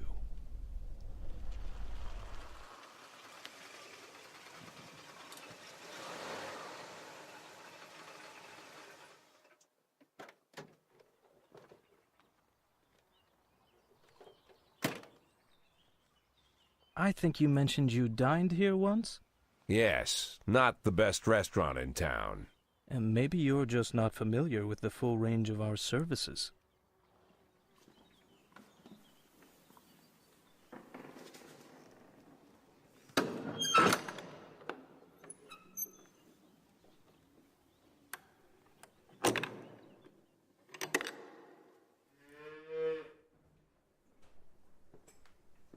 When I inherited this tasteless place from my father, I knew I could never make it into an exquisite restaurant. Instead, I accentuated the atrocity of it all, an aesthetic of a different kind. Now I even live here. To me, this complex is like a microcosm of Freiburg. But we're not here to talk about that. At school, I read a French novel whose name doesn't need mentioning, and I read many amazing things. It seems that in Paris, just before the Revolution, certain places were quite popular. People of wealth and taste visited from the city, shed their luxurious coats, peeled off their white gloves, and with the help of the local farmer, they brutally stabbed a hole in a bull and decorated themselves with the splattering blood as they prepared a large piece of meat for the fire. In the bull's suffering, these effeminate aristocrats found a perverse sort of pleasure. Now I make these pleasures available to the people of Freiburg. I will be honest with you. People who pursue such cruelty truly are crazy. But what is interesting? The best steaks are cut from the tender meat of young bulls. 11 months is just right. Beautiful, healthy, full of strength. But these wealthy degenerates who pay $7,000, so our experts will show them where to plunge the blade for maximum effect. Even they don't have the spirit to slaughter the young bull. The thought never enters their minds. They look into the eyes of the healthy animal, bursting with energy, and they quickly shuffle past. As if by instinct, they are drawn to the old, weary, fading bulls. And then, with terrible smiles on their faces, they chew through tough steaks that taste of burning rubber. They feel that they're doing something real with their own hands, a sort of natural selection, as if they're agents in the natural process. But nature also teaches us that the old beast, unable to fend off any threat, might yet survive if it cowers in a dark corner and pretends it doesn't exist. Then, perhaps, the young predator will pass. Mr. Scott will drive you back. I'm late for an appointment.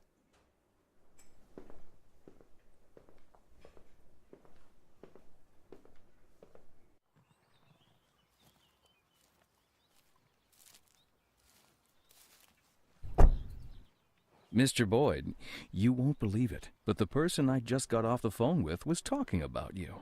Seems like I'm pretty popular these days.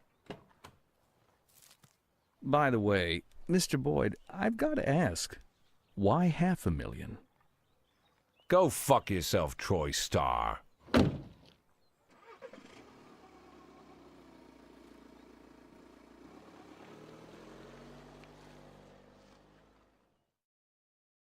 Needless to say, I really miss them a lot. I can't wait for the moment when I'll see them again. Wouldn't you like to see me? Ah, Lana, but we, Let me guess. You've thought about it, but then you realized this can only bring us more suffering. Besides, it's dangerous given the kind of work we do, and why ruin things when everything is going so well, right? Well, if you know what I think, then you must be thinking the same thing. Yeah, Jack. Because it's true. But is it fair? You know what wouldn't be fair? If your friends caught you in a karaoke bar with an old man. With an old man? Maybe you imagine you've been talking to a young Greek god with long golden hair, but I'm a 60-year-old man, Lana. Listen to me, Jack. Ever since high school, I've been surrounded by old men. At university, half my classmates were old men. They might have been 18 years old, but they were already half in the grave. No goals, no ideas, just endless burned-out looks on their faces, exhausted and empty. At work, even my younger colleagues act like old men. They don't have the stomach for a fight. They're already dreaming of retirement. And then there's you, Jack. The only man for a long time who felt the same age as me. Because you fight. Because there's life inside you. Lana, damn, it's true. There's life in me yet. Jack, you're so cocky. Oh, excuse me, miss. I am the most promising young prosecutor in the country. You know it's true.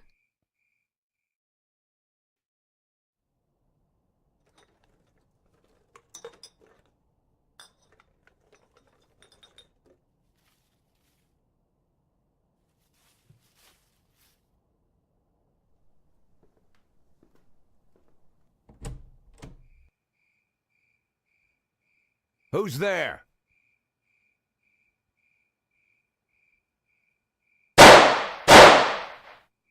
Show yourself or I'll start popping off. Mr. Boyd, it's me, Mr. Frye. I don't know any Mr. Frye, and if I did, I wouldn't want him coming around in the middle of the night. Mr. Boyd, I'm a private detective. I was looking for your wife, Laura. Right, my wife, Laura. I'm looking for my wife, Laura. Laura Markham Boyd. Right.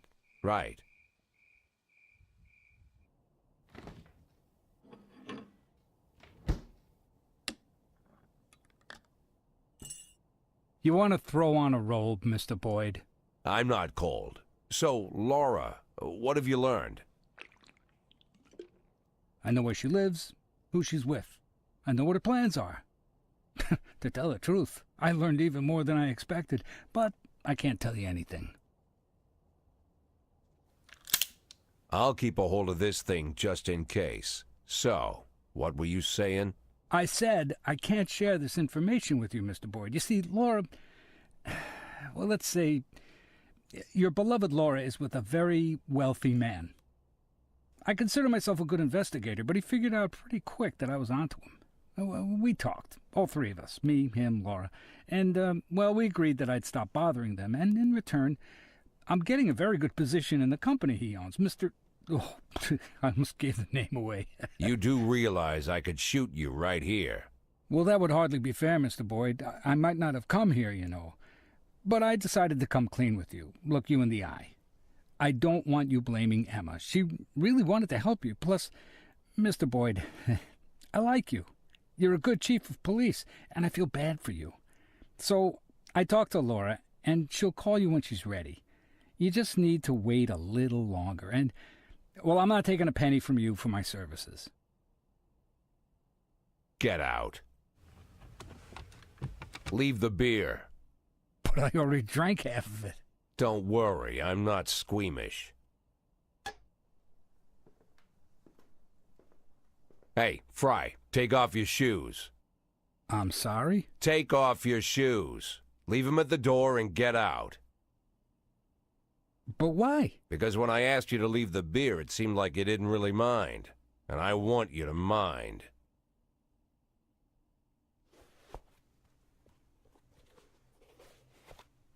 And the socks.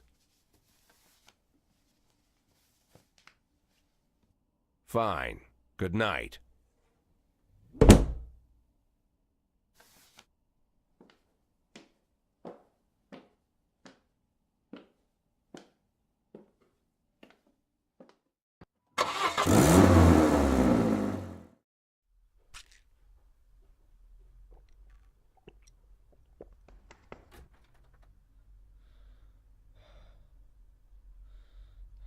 Well, Jack, who's your favorite right-hand man? Francis Kendrick. But go on. A very good lawyer. Very good. Invented a way for you to keep your job. Though invented is hardly the word. He has a whole scheme. A big plan. I just had him on the phone. He's so full of ideas I could hardly get off. Believe me, Jack, this guy knows his stuff. Wow, I do not know what to say, Martin. That's wonderful news. Can I meet him? Yes, of course. He's not a local. Right now he's in court on the other end of the country, but he'll be with us in 8 or 10 days. When he gets to Freiburg, we'll sit down, the three of us, and we'll work through the details. Sounds great.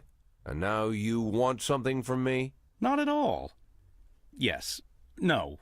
Well, I mean, part of his plan is a big public campaign for your support. Talk to the press, lots of interviews, maybe even a few street demonstrations. And it would be nice if your family was there with you. I know you're not talking with your wife, but maybe your children could... No. Listen. My oldest son and his fiancée have arranged some sort of a trip around the world. A big 7-month tour. His girl's from a wealthy family, so they're taking him with them, along with my younger kids and a few of their friends. They're out there roaming the world, and I'm glad they're away from, well, you know, all of this. They don't even know that I'm getting fired, and I'd like it to stay that way. Okay, Jack, I thought you might say that. No problem. Oh, it's been a rough day. I think I'll go home and sleep it off. Martin, wait. Look, you mentioned that you know Laura and me aren't talking, and, well, you think you could help find her? Jack, I understand that's been hard on you, but I think we should focus on your retirement problem. We finish this, then we'll figure something out, okay? One thing at a time. I hear what you're saying, Martin, but... Jack Boyd. Well, Jack, you ready to listen to me ramble for an hour or two? I've had a very busy day. Almost ready. Bear with me 1 second. Yes, Martin, you're right. One thing at a time. Thanks again.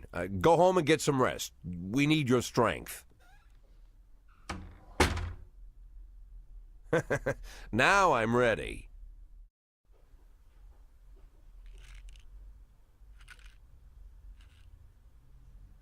Mr. Boyd, Kevin Paulsen is here. He wants to talk. Kevin Paulsen. Tell him to fuck off. Jack Boyd, super cop.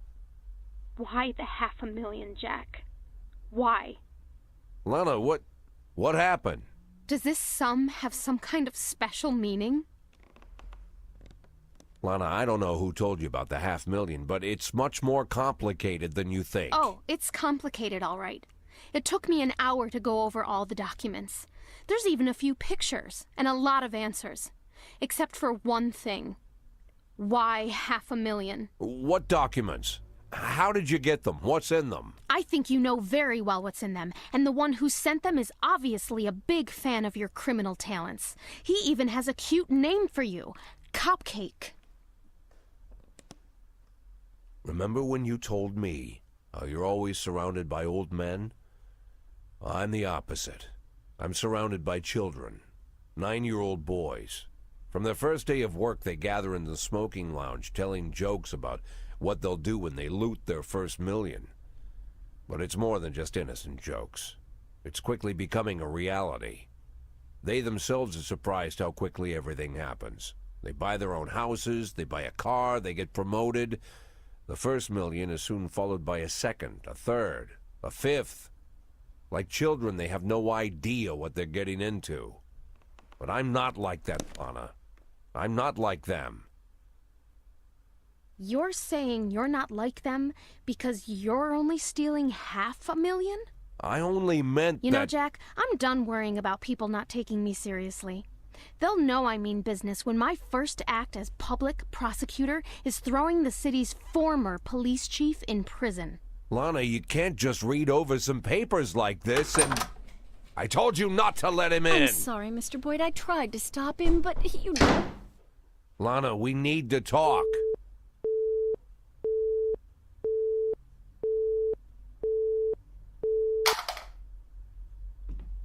Jack, you're so amazingly patient with people. After all the confusion over the past months, all the humiliations, it's really quite admirable. I wouldn't want to be in your shoes. I gotta admit, I'm not nearly so patient. Send someone in here, now! I've been thinking, Jack. When I take your place, I'll have a lot of opportunities. For example, I could arrest you. You know it wouldn't be hard to find a reason. You obviously don't want that, right? I don't want that either. Given your reputation, arresting you would make me very unpopular.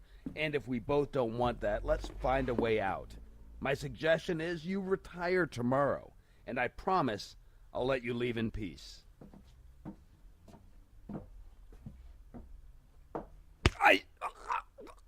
I swear, Jack, if you...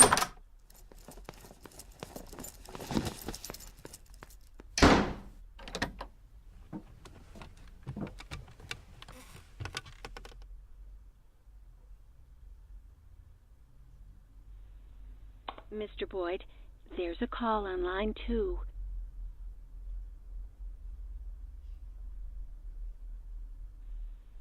Mr. Boyd, you really have to take this call. Boyd! Jack, it's me. Laura, Jack, I don't know what you wanted to say to me, but please, just say it.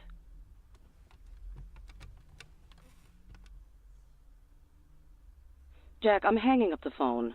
Laura, you... Oh, my God. Laura. Hey, you remember years ago? So many years I've lost track, but do you remember when Dylan was down with the chicken pox and he couldn't sleep?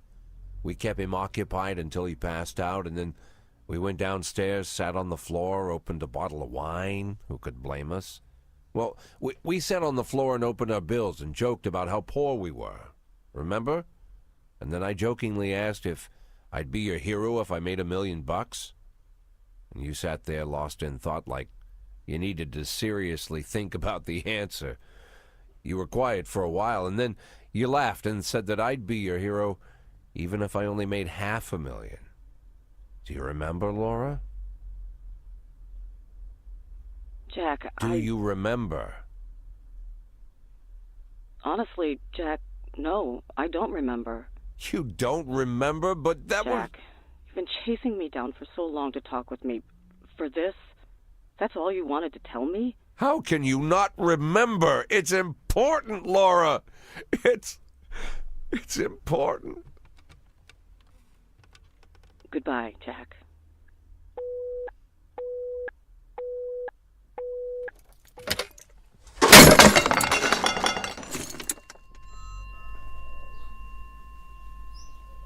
Mr. Boyd, are you all right?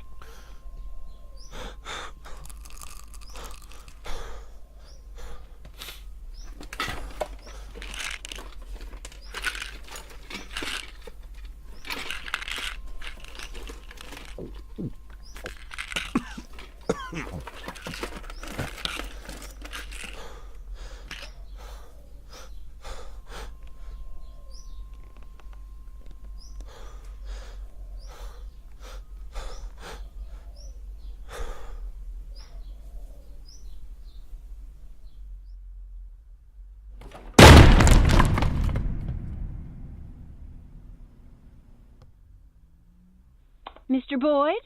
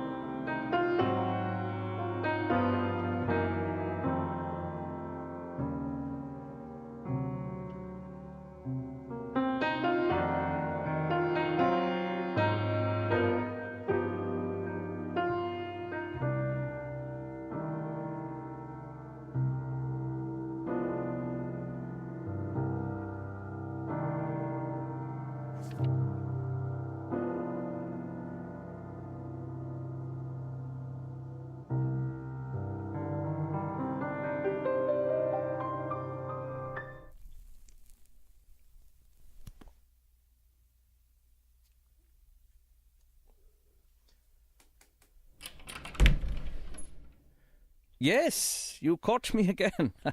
And again, I promise this is the last time. And now you say again that I've said it all before, but I'm... Jack Boyd is awake. Jack Boyd? He opened his eyes? He can talk? Talking? Yes. More like yelling, trying to escape from his room, brawling with the nurses. Good heavens. He's a tough son of a bitch.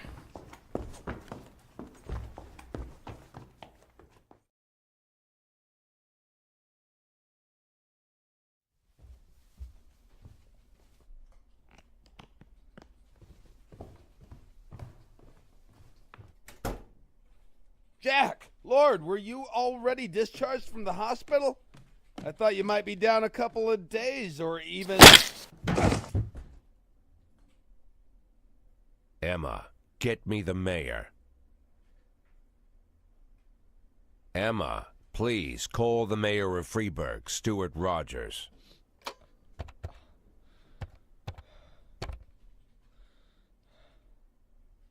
"3114. Connect. It's urgent."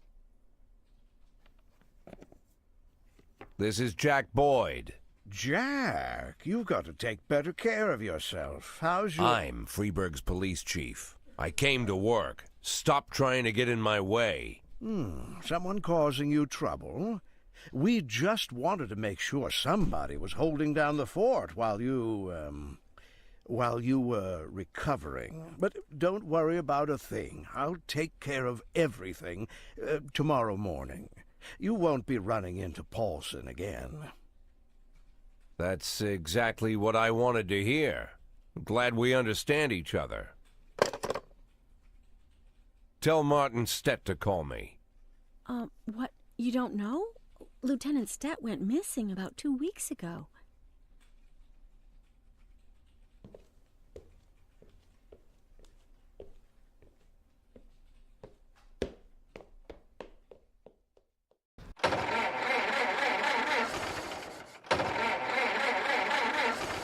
Oh, fuck my life.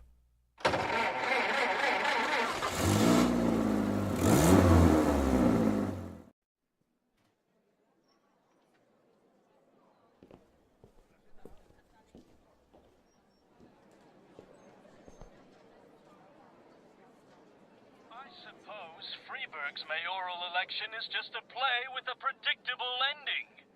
But I'll take my place on the stage, if only to show them that the people will find a way to support those who want change, even in a city where everything is controlled by a corrupt mayor. The crooks can falsify the voting results, they can arrest us and beat us, but they cannot silence us. And today, for the first time in many years, we have a chance to make them fear us. While acknowledging that he himself is the mysterious Robespierre, Eugene Chafee has also promised that he will accept any punishment for the crimes committed by him and his supporters for minor offenses and street hooliganism. But, in his words, not before the city authorities are held responsible for the dead in our streets and the millions they've stolen. Eugene Chafee went on to say that this is the worst time in the history.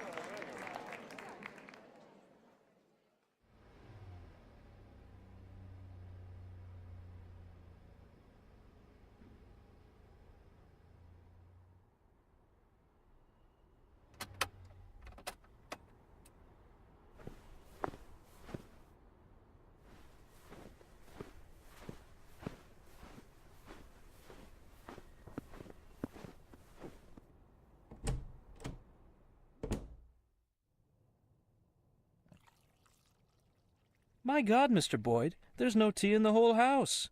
We've looked everywhere. I could bring you a nice box of Japanese tea. I think you'd fall in love.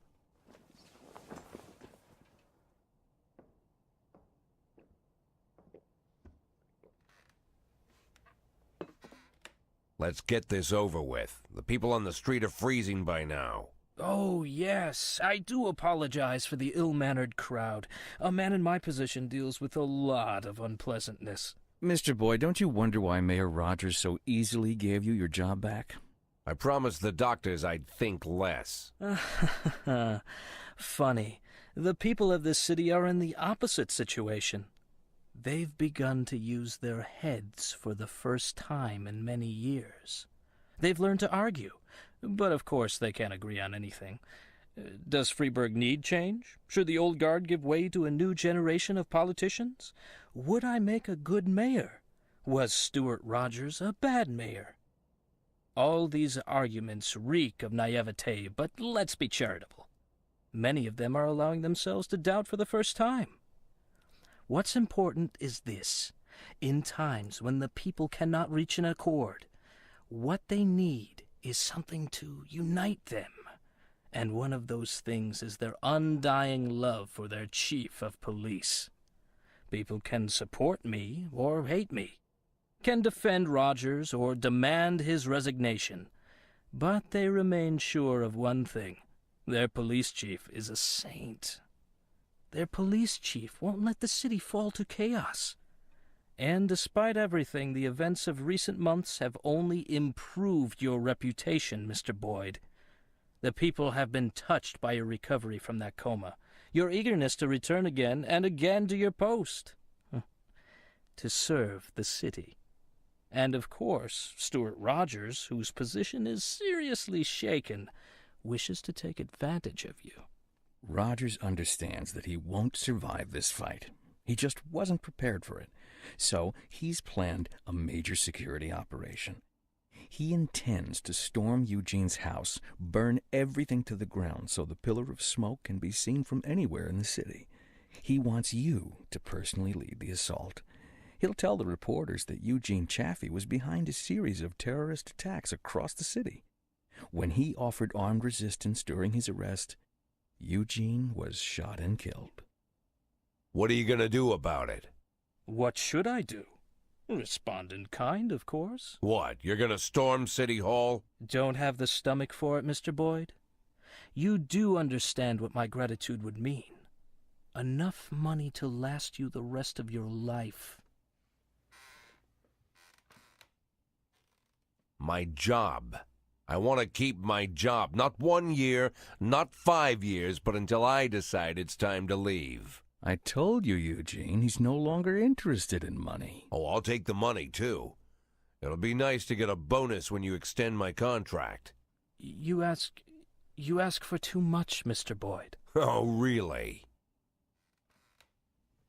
I'll visit you in a few days, Mr. Boyd. Gather your strength.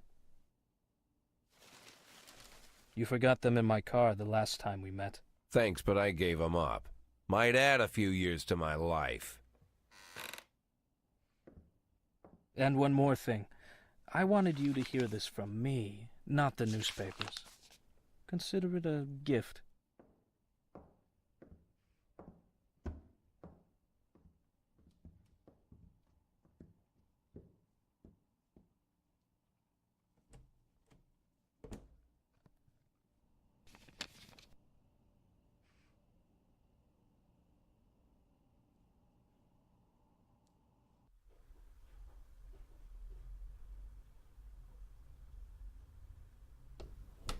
He's here.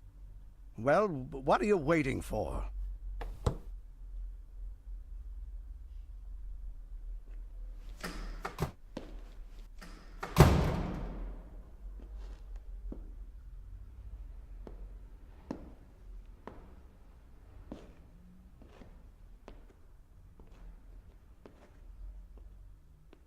Jack, do you know how I managed to stay mayor for so long? Oh, yeah, I know. Is that what you wanted to talk about? No, Jack, it's not that. I've stayed in my position because at the very beginning of my career, I learned an important rule. If someone, anyone, friend or enemy, if they want something bad enough, you can hook them with it. I know just what you mean. What does Jack Boyd want? A good pension? Doubtful. $500,000. I think that whole nonsense is a myth. The others might think that you just want a paltry sum of money and you'll walk away. I think... No, I'm sure of it. You want what you've always wanted. To remain the chief of police. And only I can give that to you. You are to lead a special operation against Chafee. I want your team to come down like a hammer on his stinking restaurant. I want you to personally be there and stand in front of the cameras. And I want this fairy shot during his arrest. 12 bullets at least. I want to see his mutilated body all over the airwaves. I expect a perfectly planned operation. And if you keep me happy, you'll keep your job for another 1.5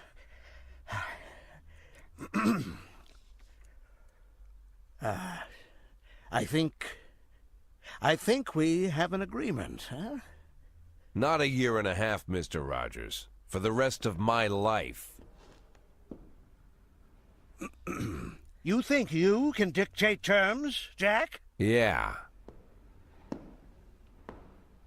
Because if someone wants something bad enough, you can hook them with it.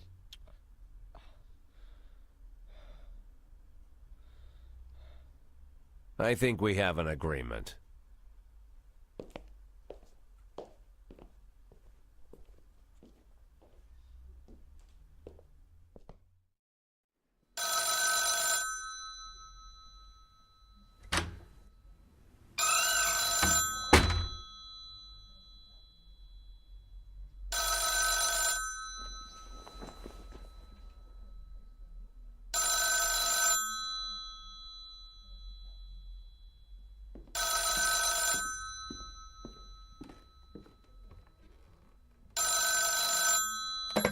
Jack Boyd, Freeburg Police Chief. Jack, it's me.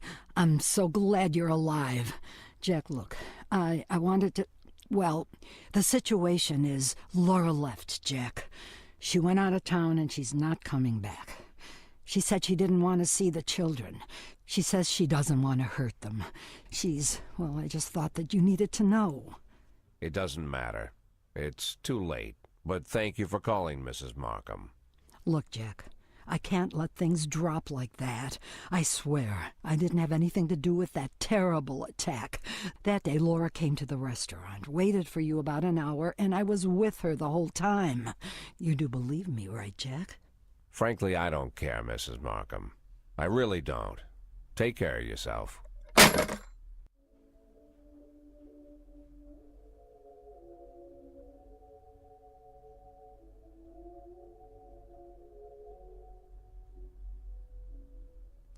Mr. Boyd, there's some armed men on the floor. Mr. Boyd, there's a lot of them.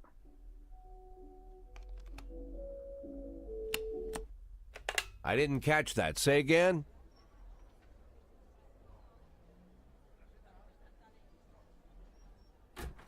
Excuse me, Mr. Boyd. It seems I accidentally frightened your secretary. Ah, they published these stories in a book? My grandfather read me these stories from the old newspapers whenever I was ill. As a child, I was often ill, several times a year.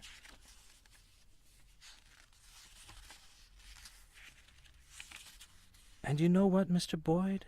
You're no Bobby Flash. I am aware of that. No. I mean it as a compliment. You want to clean up all the crime in Freeburg, right? Or so I dreamed, once upon a time. Do you know why you failed, Mr. Boyd? Do you know why Bobby Flash always wins? Because when you're surrounded by cartoon criminals, the only way to win is to become a cartoon cop. You're no cartoon, Mr. Boyd. You suffer too much. You have too many doubts, too much fear, too much internal conflict. Maybe that's why the people of this city forgive all your mistakes, because you seem like a real human being. If Bobby Flash made a mistake, we'd never forgive him. From Bobby Flash, we want cold, calculated perfection, and this is why I've decided that I don't mind if you keep your job. What, have you abandoned your insane plan to storm the city hall? You think it insane? To solve all my problems in a single stroke? Assuming, of course, that we're properly prepared. Let's say we do burn City Hall to the ground and kill Rogers. What next? You simply walk into the smoke-filled room and take a seat in his smoldering chair? No, Mr. Boyd. I've been preparing for a year for what happens next. I'll give the prosecutor's office an impressive folder with compromising evidence against Rogers. Information about how he suppressed his political adversaries, finally lost his mind, and plotted to rain blood on the streets of Freeburg. Of course, Troy Starr, faithful City Hall employee that he is, will easily confirm all this. At the same time, my dear Jordan will finally decide to break her silence and tell everyone how that fool Rogers threatened her, forced her to kill all the victims of his sexual violence to ensure their unpleasant stories would never come to light.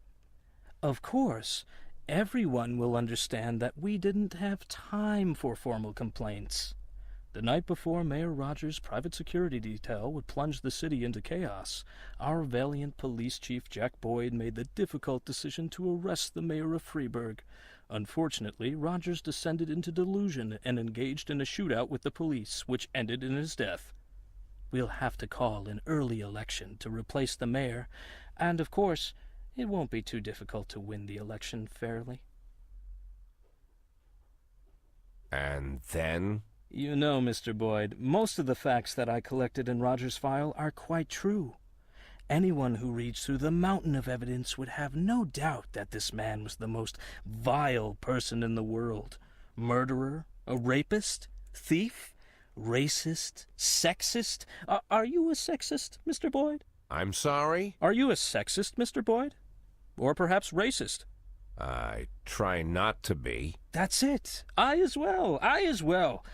Although I have long been known under a revolutionary pseudonym, I myself am no revolutionary. I believe in evolution. I am convinced that a city which offers such broad support for racist gangs, a city where people cheer as feminist protests are suppressed, a city which for decades has tolerated corrupt officials, I say this city has no interest in a mayor who unconditionally stands for freedom, equality, and the rule of law. Not yet. But perhaps they are ready for a mayor who tries to stand for freedom, equality, and the rule of law. At least when the situation allows it. That's why you're so popular, Mr. Boyd. The city is ready for people like you and me, for people who are ready to make compromises.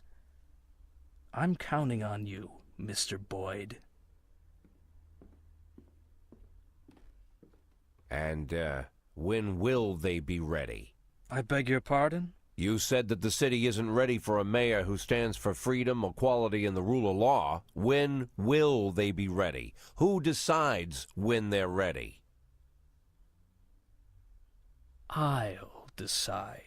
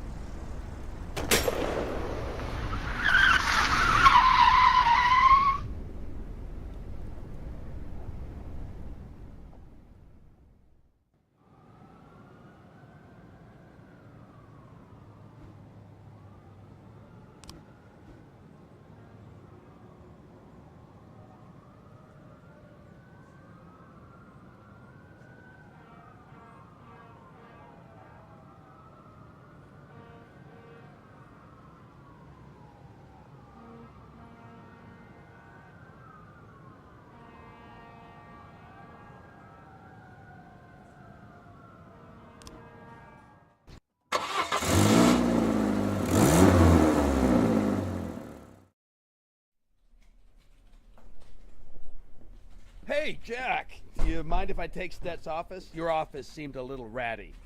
No offense, Jack. Jack! I don't mind the broken nose, Jack. I know you were just upset. Hey, Jack, talk to me. Jack!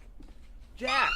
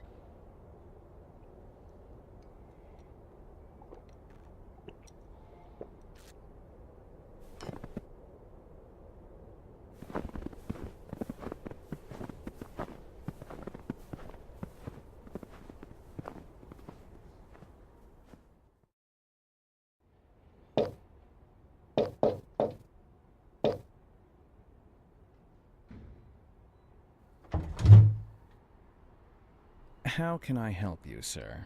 I just want to go in. Excuse me, sir, only members are allowed into the club. Don't I look like a member of the club? I'm sorry, sir, but the club is not accepting new members at this time. What are you, brand new here? I'm an old member of the club. I've been a member for 30 fucking years. I'm sorry, sir, but I think you've made a mistake. Have a good evening.